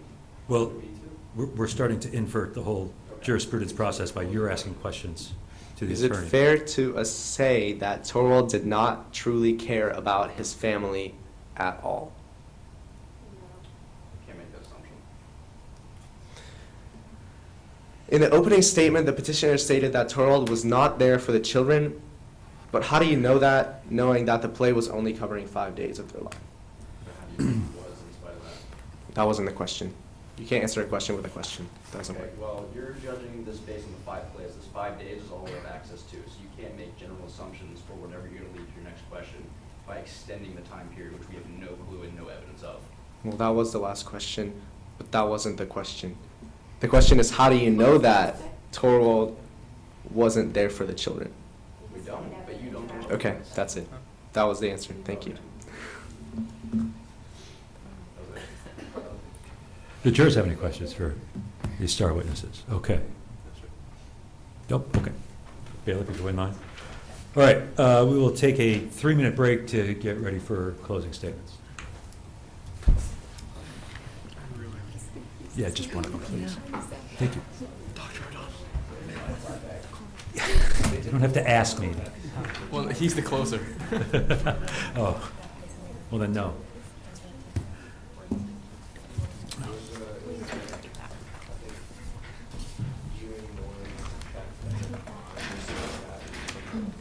They did Yeah, but it's about the forgery. Let's, while we're having this, let's have a point of clarification. This is very unorthodox. Ms. Katsakopoulos, you can just stay seated right where you are. You don't have to come back up your testimony. Have you ever come across a situation or even heard of a situation in which a parent did not have any physical custody of the kids, but did have primary or sole decision-making authority? You ever come across that or heard?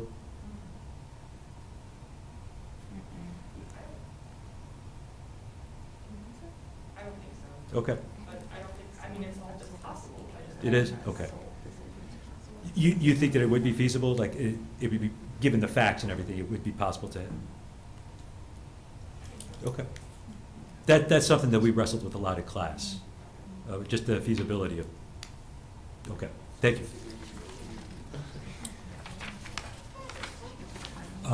Does anyone need to set up their slide? I mean, we've had the map of Norway up. Who goes first for the closing? Say, petition. Yeah, So there's still up. okay. Are you guys going to do anything? Who's doing closing? All right, yes. You closed last time, too. You're the closer, aren't you? You did opening? Should have done closing and called you the closer. Like Lee Smith. Just incidentally, we watched a segment of an adaptation of A Doll's House in which Anthony Hopkins played the role of Torvald. None of them recognized Anthony Hopkins, and then when I said his name, still no response. Oh, wow. Right? Who? Yeah, here we go. You ever, come on, Anthony Hopkins. Name Silence of the something he's in. Lambs. Oh, okay. Now it No. clicks. Yeah. It was black and white, come on. It wasn't black and white. No, it wasn't. It was hilarious. Oh, shoot, it feels It was 1990. She just didn't have her glasses on. Yeah, it's enough of glasses. It's really blurry. The technology back then was so bad. Yeah, it was. I didn't even know what I was watching. Blurry because it was so blurry, I lost the color. Mm. It's like when you squint your eyes really hard and everything's really. Black and white, because it was probably like. It was just really dark. Colors. It was dark setting. The dark orange just in like. But the Okay, so curtains petition, were are you guys going to set up obnoxiously anything green for, after that. We're just gonna leave it there. you're going to Like go with maybe like green the velvet. map? Okay. It's a nice visual. It has its charms, I agree. The map. It's U.S. colors. Yeah, it is. The map. I know.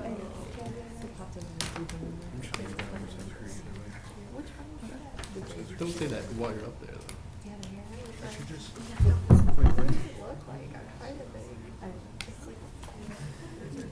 Like Kramer.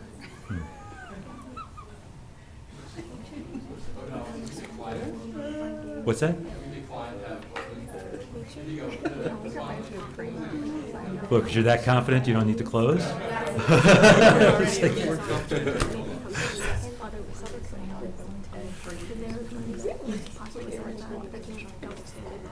So, A-Train, you're closing? No.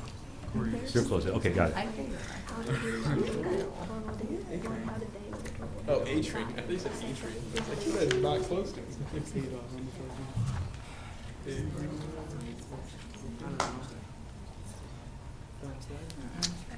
Petitioner, are you guys ready?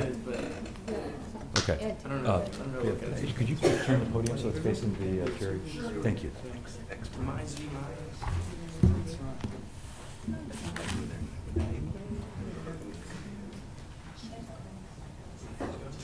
You can put the keyboard down if you want, Anthony, however you're comfortable. Okay, we're back in session. Okay, and at this time, we will have the petitioner make their closing statement. Anthony, bring the mic down. Ultimately, all parties involved want what is best for the Helmer children. While we have demonstrated it is in their best interests to award primary custody and sole decision-making authority to Nora Helmer, children need to be raised in a happy and healthy environment to ensure prosperity with a successful shift into adulthood. In order for the children to reach their absolute full potential, they need to be placed with a parent they feel cares for them greatly and has a profound connection with them. Nora has proven to us, and more importantly, she has proven to her children how much she cares for them. The bond she has formed with her children remains strong and is solely based on love and security. On the other hand, the bond between Torvald and the children is non-existent because Torvald does not interact with his children. Although he provided money to pay for their expenses, the relationship between a parent and child surpasses the superficial contribution of money. Contemplating all the facts, in addition to the strong bond between Nora and her children, it becomes indisputable that Nora should be granted sole custody and sole parental decision-making authority. Subsequently, given the emotional abuse Torvald inflicted upon Nora, it remains in the best interests of Nora and the children for the petition to relocate the children from Trondheim, Norway, to Stavanger, Norway. Thank you for your time. I got a few for you. All right, so what's, I agree with you. Children need to be raised in a healthy and happy environment. What makes you think that Torvald doesn't provide that? With regards to the kids. Yes. In regards to the kids, Torvald, his time is, since he got promoted at his new banking job, his ability becomes limited because Nora has more opportunity to take care of the children versus when Torvald comes home from a long day of work, for example. There is less of a chance that he'll be inclined to care for the needs in children that, in a way, maybe that Nora can possibly do better at. Okay, and I understand that. That makes perfect sense. But then what happens if the situation arises when Nora needs to work? And then she's going to have her time divided as well. Isn't that basically put the kids in the same spot as they were with Torvald? Yes, it does. But also experience does play a factor, as throughout earlier, their relationship, as, you know, after they married, Nora has gained experience through caring for the children in their daily needs and their, you know, normal parental duties that not necessarily you can do without the practice and the overall grasp. Like, if you can take care of the kids throughout for a few years, then that means you can be able to endure the possible future challenges that can come with that. And what is it about, you say that experience plays a factor and that Nora has more. Is that correct? Yes, because she, by thoroughly caring for her 3 children, she's able to outline and incorporate her lifestyle into her children's, thus making a sacrifice. And, you know, since women of this era were able to obtain a great education, she already accepted her decision to, you know, care for her 3 children and make sure that as these children grow into their adolescence years, you know, they're well equipped and they have a good foundation to back up with Nora's work. I got to be honest with you, it kind of bothered me, just, you know, watching this, is when Nora would go and interact with the kids and then pass them off to the nanny. She did that twice. I just had a visceral response to that, to saying, my feeling was that you're just putting your time in and now you're passing them off. So maybe you can help me not feel that way. Okay. Well, even though Nora, she won't have 24 hours, you know, to be able to take care of her children, she will have to take on her roles and develop as a mother herself to care for her children. But an interesting point to point out is that Nora needs to fulfill her challenges first within herself in order to take care and take on the role of being a mother of 3 children. So if she can't be content with herself, then how can she analyze the perspectives of her children and to ensure that they have a good foundation? That is an excellent point. So does that mean, though, that she hasn't really challenged herself up to this point? Not necessarily. There have been challenges throughout, but there could be a change. But even though nothing will ensure that it will be perfect, there is more potential that lies in her favor to do that position or do that role. And then what about the issue of her immaturity? That really bothered me, too, at the start. So for her immaturity, she definitely acquires some mental abnormalities that could result in, you know, symptoms of a mental disorder. But even though she doesn't have her sense of maturity as where it should be, in your opinion respectively, she still does her role. She still attempts and she puts her time and energy into, fulfilling her role as a parent, and even though her mindset proves otherwise, her actions do definitely serve a purpose. Okay, I think that's a good response too. And then I'm also curious about something that Ms. Katsakopoulos said that I thought was really dead on that I had not considered before, was that Nora kind of, she's not exactly a bedrock, right? She's not solid. She really seems very enthusiastic about the kids at the start of the play, but then towards the middle, she's, because she's got these feelings that I'm not worthy, as Ms. Katsakopoulos mentions, she's not nearly as wanting to be around them and so forth. So, and don't get me wrong, if she's feeling emotional about something, she has a perfect right to be emotional, but then now it's affecting the way that she's responding to her kids. What would you say to that?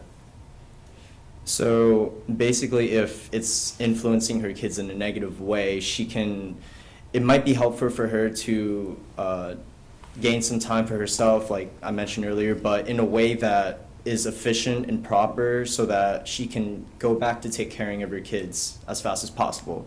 Because since Torvald he has to embrace, his everyday duties, with his profession, Nora, she has opportunity in a window, and if she takes initiative to do so with good intentions, then she can be able to, get back on track and possibly improve while she hits that spot. So. Thank you. Judge, may I ask a question? Please. So you've asked for the mother to have custody of the child as well as sole parental responsibility, sole decision-making authority. Why should the father, even if he does not have custody, why shouldn't he participate in some of the decisions related to the child? To answer your question, by thoroughly analyzing the relationship between the father and the mother, his evidence of inflicting conflicts and trying to assert his superiority that wasn't really necessary throughout that situation. So when he tried to abuse his position at times, it would not set up a good environment for his children, which does psychologically have effects on their development. So. Thank you. Any other questions? That was excellent. Thank you, counsel. And would the respondent care to make a closing statement? All right.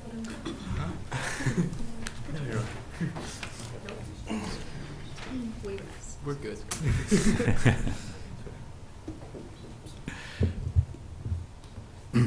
Jurors, imagine the situation Torvald is in. After several long years of marriage, his wife suddenly and abruptly chooses to leave him and his children behind for her own selfish interest. That selfish interest being her desire to find her place in the world outside the confines of being a wife and mother. During Nora's desertion of her children, Torvald nurtures and takes care of the children in that 6-month span. That's some speculation, right? We don't have any testimony to that effect. Fair? Yeah. Okay. The fact that they're still alive implies he took care of them. Well, they were technically never alive. Let's start with that, but okay. After Nora is done abandoning her kid, she reappears and pleads for sole custody of the children and to take them to a different city 14 hours away, to spite Torvald. Giving Nora sole decision-making authority and sole physical custody would not be in the best interest of the children, as Nora is unfit to play that role. Thank you, Anna. First of all, Nora freely walks away from her family and relinquishes her parental duties without a second thought, as we see in her dialogue with Torvald. Torvald asks her if she's clear and certain that she'll desert him and the children, and she replies, yes, she will. What is to stop her from leaving them again when she decides she needs another sabbatical or is tired of having to both provide for and nurture the children? Furthermore, is the same erratic and hasty decision... Actually, you asked the question. May I answer it? What's to stop her from it? Well, Torvald won't be in the picture this time. I mean, he's the sole source of why she's leaving this time, and then next time around, then he won't be there. How is he the sole source? Well, I mean, she said so, right? We haven't talked in 8 years. We don't have anything. But she said she's leaving to discover herself outside of being a wife and mother. I see what you're saying. Fair enough. Furthermore, is the same erratic and hasty decision-making going to be applied to her decisions for the children? Secondly, Nora's lack of decent parenting qualities are obviously prominent and exacerbated by Victorian-era norms. Nora has never had to take care of herself and has always been provided for by her father and husband, as was the custom of the age. Women were responsible for social reproduction, by which I mean childbearing and caring for family members on a daily basis. While Nora reproduced, she doesn't really nurture her children due to the extent of the nanny's care. However, the men's sole responsibility in the Victorian era was to work and provide for their family. Torvald has proven to be a fantastic provider and entirely fulfills what is expected of him. He nearly went bankrupt. I don't think he's a fantastic provider. That's because he was attempting to pay for his own care, but now he got promoted to a new job at the bank.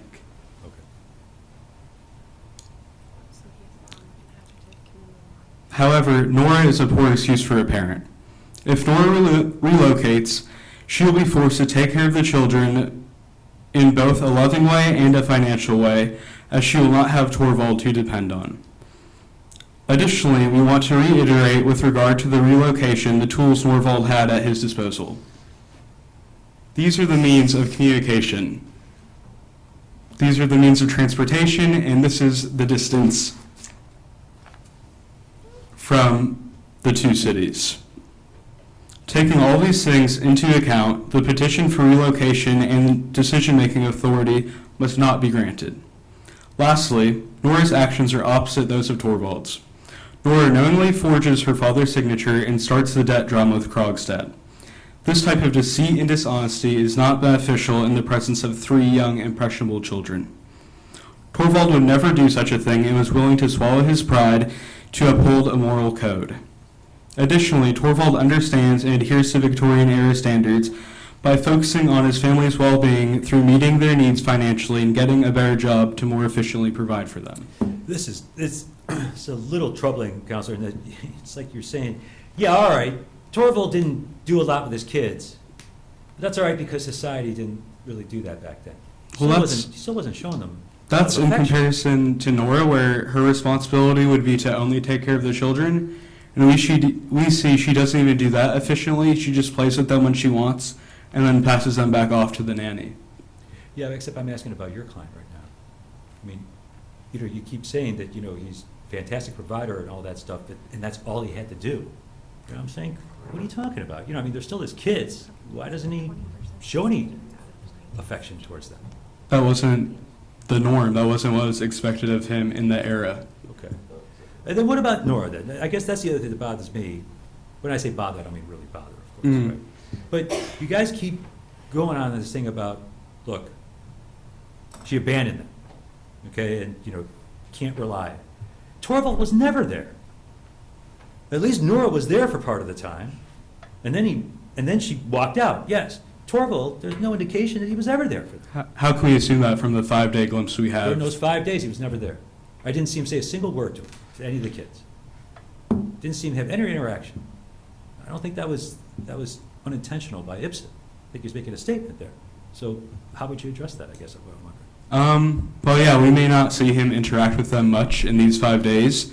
This is such a hectic time as him transferring jobs, dealing with this debt drama, and the holiday. And then what about that debt drama? I mean, that doesn't account at all that Nora stepped up for him. She took the bullet to stand up for her husband. And then when her husband had the chance to, actually say, okay, look, my wife is the one who came and tried to patch up the mistake that I made, he was silent. But she was he let her kind of take the fall. She was deceitful and manipulative by hiding it from him. To his benefit. Just because it's for his benefit doesn't mean her motives are pure. What were the motives that she gave for doing it? She didn't want to upset him, right? She didn't want to affect his pride. Mm-hmm. She was always worried about her husband. I mean, doesn't that, again, I'm just throwing these things out there. But that doesn't mean that it's in the best interest of the children to go against the moral code. I don't think that's saying the best example. Absolutely. It does seem to go a little bit against your saying, though, that Nora doesn't have it together and so forth. And like, look, she stands up for her husband. She goes and takes the fall for him. I mean, aren't these kind of noble things that she's doing, or at least attempting to do? They're noble, but not in an appropriate or righteous way. Okay. Thank you. Go ahead. Additionally, Torvald understands and adheres to Victorian-era standards by focusing on his family's well-being through meeting their needs financially and getting a better job to more efficiently provide for them. We ask that you, the jury, take into consideration the culture and custom of the time and decide in favor of the respondent, giving Torvald sole decision-making authority and physical custody. I have one Please. question. Given the fact that Torvald was emotionally abusive toward Nora, what's to say that he wouldn't replace the children with Nora after she left? Those two play very different roles. A child, a love child, or a spouse you're having difficulties with, those two are very different things. I have a question. Mhm. In the beginning, when you first began your closing arguments, you were talking about the confines of marriage and that she's used to, you inferred that she was chattel, essentially, like her husband and her She was father. what? I'm sorry. Chattel, like she was owned. Chattel, piece of she was property. property. Okay. Yes, because you're asking us to consider what happened in the Victorian era, right? And so she comes from being taken care of by her father and then becomes taken care of by her husband. Mhm. And so she should succumb to whatever they decide and dictate in their home within the confines of marriage. And because she decided to leave and, let's say, bolster her mental health, Mm-hmm. why should we say that he wouldn't then turn on the children? Because I think that's what she's asking, right? Because I'm confused by it too. Because if he's used to controlling things and everyone falling in line, if he had the opportunity to show her that I do support you and I'm not going to just mute you, he chose not to do it. Why would he not do that to his children?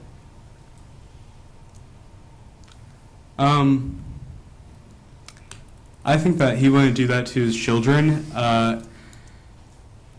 because that's not the norms for how, even then, that's not the norm for how a father would treat a child. Even if they were, not saying that Torvald is, but even if they were manipulative to his spouse, it would be assumed they wouldn't treat a child that same way. Right, so a part of what your argument was that he also wasn't talking to them because that was the social norm. So there isn't conversation between the children and the father. It's not expected that there is a lot of emotional dialogue or anything like that. What's the worst trait that Nora shows you? The worst trait? Yeah. There are so many. It's hard to pick. Give me your top two. How's that? Top two? Or you can give me Anna's top two. Anna's said putting herself before her children, putting her best interest before theirs is definitely like the main concern, since this is all about the children. Does she put herself above her children when and how? When she leaves them. Okay. That's. I would also say, I'd like to add her immaturity and her unpreparedness to be a single mother by herself in the open world when she's never been independent in her life. But she was able to procure the money. It's out of control sometimes. Like even though it was illegal, she was paying Krogstad back. It wasn't like she was like, Krogstad wouldn't have even found out if Torvald hadn't been threatening his job. So she was able to find money when Torvald couldn't. So you guys are arguing that she's not mature enough to do this, but she clearly found a way to do this. Breaking the law doesn't make you independent and able to take care of children. And the way Right, she but there's a found difference money was between breaking the law like for your children and then breaking the law like murder. the way she Aiden, found Aiden money. excuse me one second. Aiden, you had a I comment. raised my hand earlier just to note out, because we established prior to the entire trial that finance is not going to get Yeah. It was close. I didn't think they quite treaded there completely. No. I took your point. Because there's a lot of emphasis on Torvald's financial capabilities. Yeah, But we okay. established that they were both going to be just fine. Yeah. And I think we also need to throw out there, I mean, Torvald is not a whiz with money. I mean, he had to have his wife bail him out, which would be kind of like, a humiliating thing back then, right? Oh, you had to have your wife bail you out? Kind of that thing. So, I mean, it's not as if, he's killing it, Yeah. in the finance world. But that's before, we don't know what's happening after his promotion. This whole new job thing is Yeah. it's new man, He's going to turn it around, right? I hope He's so. going to all of a sudden become a good businessman, and he's going to become a great father. Yeah, that's what we need. Any other questions for Jerry? Great questions. Thank you. Nick, did you want to make one last comment? Torvald's not good with money based on his bankruptcy, but neither is Nora. Yeah, but nobody over there was touting Nora as being great with money. You guys have been talking, oh, he's such a great provider, and all that. It's like they've been living off of Nora, what she pulled off for all that time. That's all. Well, my whole point was that she has depended on a male figure for her whole life. Yeah. And now running off and being independent is just not going to work for her. She will always need someone to depend upon in that era, just because that's how she was raised and that's the lifestyle that she was in. We're just trying to emphasize that it's not speculation. That's a lot of speculation. Yeah, you're going to make a lot of women upset over that. For Torvald that he then needs a woman to take care of his kids because it's the time period. Well, the name that is the time period. You're right. Yeah, but like our whole point is Nora's Very job good. at the time period was to take care of the kids, but she just pinned it off on the nanny any second. No. Well, we established a long time ago that all the rich families, all the rich families did that. So, I mean, she wasn't doing any, she was not going against the norm with that. Yeah. They were really rich. You're just complaining about their bankruptcy. Well, they live in a way, explain that one. all right, rich enough to be able to have a nanny. Besides, yeah, so what? Nora's the one that kept them afloat during that time. By like forging her father's signature. What does it matter how she did it if the If I end steal a result was bank money? and get rich and provide for my family, is that a good way to But provide she for my That's didn't not your steal question. from a Your question bank. was, is were they She rich or not? And I was saying borrowed yes. from a person and she Yep. paid him back, like on time. Like she never had an issue paying Krogstad back. She didn't have she never didn't intend to pay Krogstad back. She was always going to pay him back. But at the time, it was against the law for a wife, and she knew this, for a wife to take out money without her husband's permission, which is why she went behind his back. And we're just trying to emphasize that. It was Okay, but if she hadn't taken out the money, then she wouldn't. 21st century standards. Okay. They weren't raised in the 21st century. And they Right, just but if she hadn't regarded taken out that money, then they would be where? Bankrupt, broke, what? But the money she's paying hang on back one to- second, Rob. I think we have to get a point across here. Just relax, okay? I know. But no, but like I'm trying to make this point the 3 times Go I ahead. brought it Okay, up, and go you. ahead. I was just gonna say the way she's paying back Krogstad, when you keep saying that she's paying back Krogstad, is she keeps going, oh Torvald, I need a little bit more money to buy stuff for the kids, or I need stuff to buy for food, and then she just saves that money and gives it to Krogstad. So it's still the money coming from Torvald. She's not making up the money at all. She's just taking it like from him, asking for different things, and pinning it away to the money she borrowed. Yeah, so it appears that she's the one who's able to save, and not Torvald. But she's not able to earn. She's saving stolen. Well, she's able to accumulate more money than Torvald. How about we put it that way? She's able to save it. So I guess she's not all the she's not the spendthrift and everything that she's He claiming. couldn't save it. It was his money she was taking. Why wouldn't you just save it for the sake of saving it? Well, because he was rationing it out to her because she kept asking for more money. And that's Because why I he kept loves calling her a his wife. spendthrift. Okay. He loves his wife and he loves his family, so when she asks for money for clothes for the kids, he says, oh, well, I want the kids to have clothes, and I want them to be healthy and happy, so yes, I'm going to give you money to go spend on the children. Even if we can't afford it. Why They not? can't afford it. He has a job. When I can't afford medicine for my dog, listen, if he needs that medicine, he's going to get that medicine. But then okay? he complains that she's a spendthrift and calls her a burden and kind of tears her down for asking for the money all the time. So he's not necessarily happy about giving her the money, but he doesn't have to be. It's his money. Whoa. Really? It's his money. It's 1879. It's his money. Okay. Any other random comments? I guess 5 minutes was enough for that. Okay. At this time, we will sequester the jury so they can deliberate. Bill, if we could take them to the jury. Is the problem not the era? It's a crappy marriage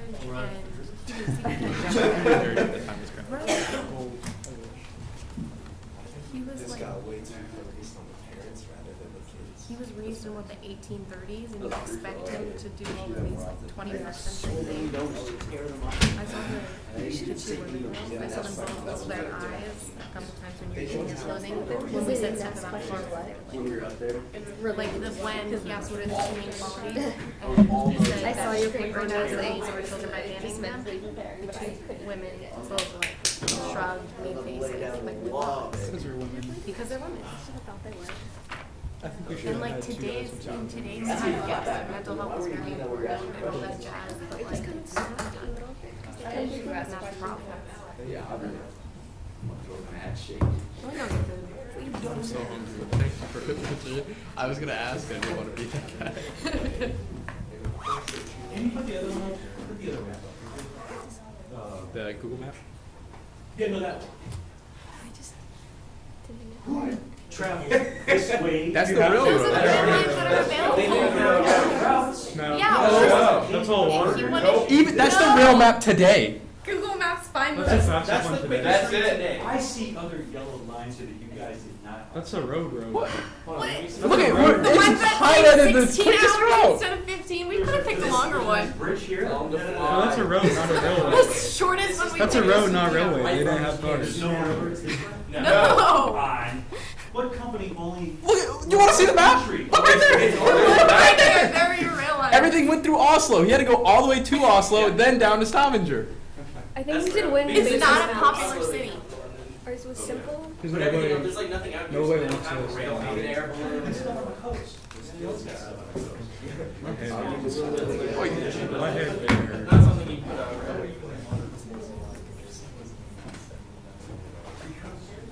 All right, so another outstanding job. You guys are really doing well. This is easily the worst case. What? This is the worst case. We should have Did you lose? Well, no, I lost the first one, but I felt like the first one was a closer argument. Like we were doomed to start. I think it's a very close argument. I'm technically Huh? no. I think it's a very. This one? Yeah. There's I don't think so at all. No, I think Dr. Did you Jekyll see and how Mr. they Hyde was reacted close. to things we I could see said? that. Pardon? Did you see how they reacted to things we said? I think it would have been a little more fair if we had 2 men and 2 women. Yeah. Yeah. Because It's a of very course, are you feminist kidding play. me? I think it's horrible the way Nora was treated in the standards and the fact Where's that the suspension of disbelief? a woman can't Dang take it. out money without her husband's permission. Where's the Victorian That's so era? BS, but that's the stuff we have to go with. Yeah. That was our only You think argument. they- It was you that think like, they come on, it's overlooked all of that? Because 1879, I not 100% know they 2018. Nowadays, the sexist comments, like what you're saying, it's the man's like, I don't. Before you're going to be the sore loser, what do you lose? Yeah, she is chattel. In 1879, she was. She is chattel. Yeah, that sucks, but that's what it was. She's chattel. What does that mean? I've never read that. Proper chattel. I was like, chow? You eat Chattel. That's what I heard. CHATTLE. Chattel. like cattle? I heard chow, and then once he said, like property, and I went, oh, chow. In general use, a personal possession. Thank you, Siri. I should have done that. I actually could answer those questions. You were stumped by the word chattel. I've never. I'm sorry, heard what is that word you're saying? That was a hard question. Corey, I didn't know what chattel meant until law school, so don't worry. Okay, good. I haven't been Yeah, yet. Don't so- worry. Don't worry. She said Oh, chow. okay. Goodbye. I thought she was a child. And I was like, you were just really. Of course I don't. This Here, you want to stand for the juries.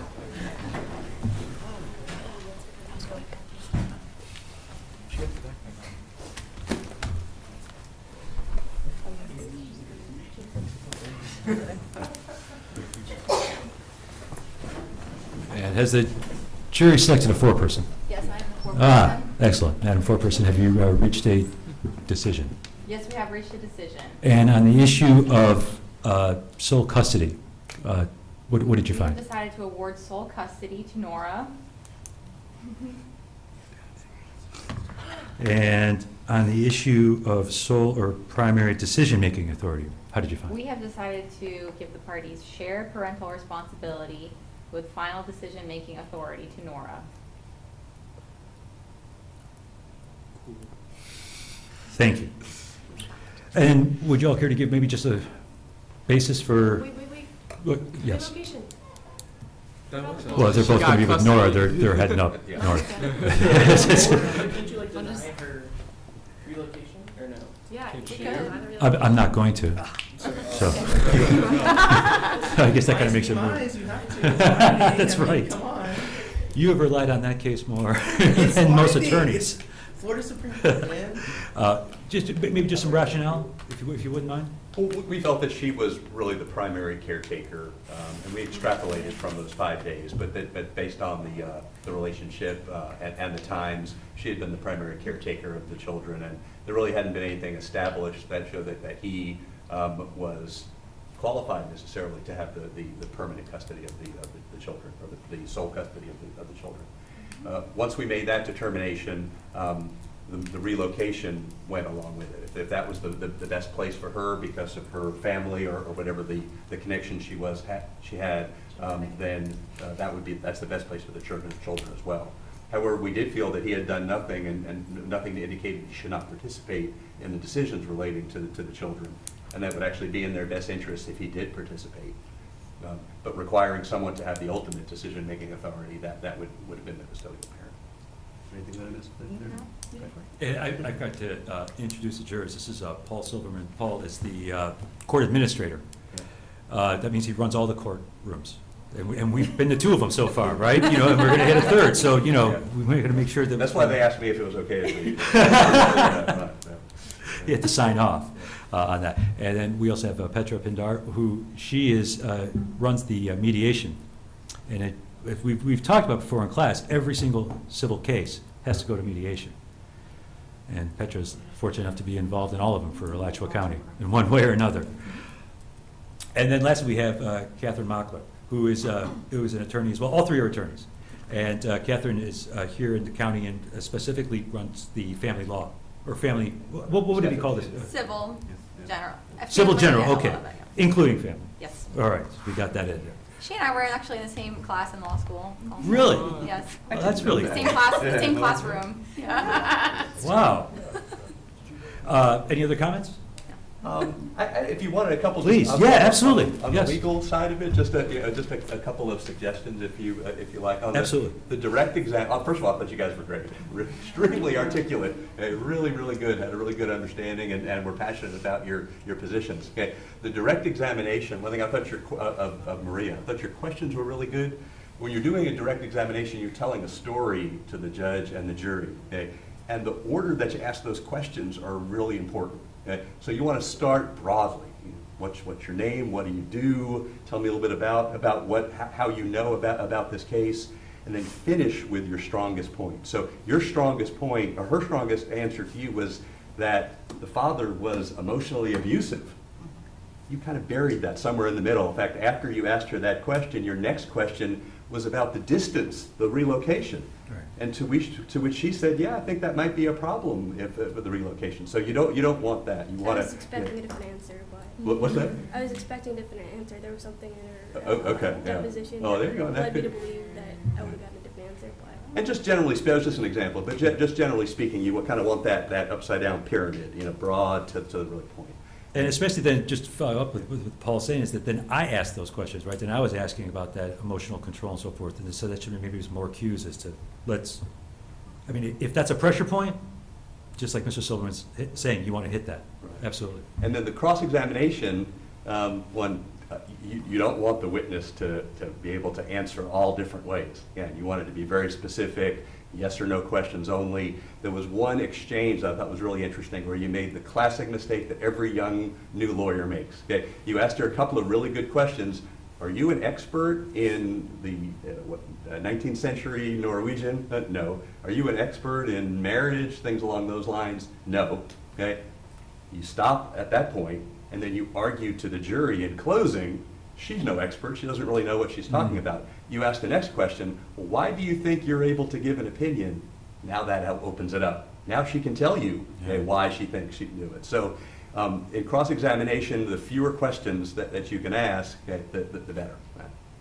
One last thing on the closing argument, also, you have to look at the composition of your jury. Okay? You were looking at 2 women, and you saw from their questions to you afterwards. So your best, and it may have been hard at this point, you already prepared something, okay? But a good trial lawyer can think on their feet. As you see these two women, your best argument is not going to be how bad Nora is, okay? Your argument is going to be how good your client is. Okay? You want to tilt it in that way. Because I think you saw they naturally, started to feel a little defensive, as you were tearing down Nora. So, those are the things. And you can approach that in that you can get that result in the same way, but just by flipping it and saying what an outstanding father that your client is. Those are great comments. Mr. Silverman was a public defender, and then he was in private practice for about 30 years before becoming court administrator. So he's done a couple of trials. I think it's fair to say. Please, I go wanted ahead. to mention is that I read the briefs beforehand, and I thought I was going to rule in favor of Torvald. But then after this happened, I think Mr. Silverman touched on exactly the right point, is that there was too much focus on Nora at the end and not Torvald. Yeah. Ms. Katsakopoulos, since you have now testified twice for us, is there any observations that you'd like to make that you noticed? I think everyone did a fantastic job. I admire your passion that you have for your clients. But yeah, what Mr. Silverman said about, the big one was the emotional abuse. Like that should have been either to delve into that more and more. What Mr. O'Donnell was saying as well. Really, on the closing statement, I mean, you got it. You remember we talked about closing statement. You just want to have a rough outline, what you want to say, because you want to add in the rest as to what happens during the trial.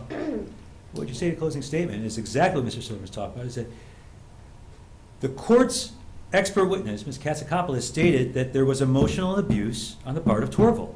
You hit on that point. You say, we didn't say that. The court-appointed expert said that. It wasn't our expert. You see what I mean? You want to emphasize those things when they're presented to you. Because the truth of the matter is that you don't get a lot of free shots in court, where it's like wide open like that. When you get it, you want to make sure that you hit it. Any questions from the jurors? All right. Thank you again. You're very we really welcome. appreciate your time. Yeah, All right. Thank you. Good job, everybody. And we're adjourned.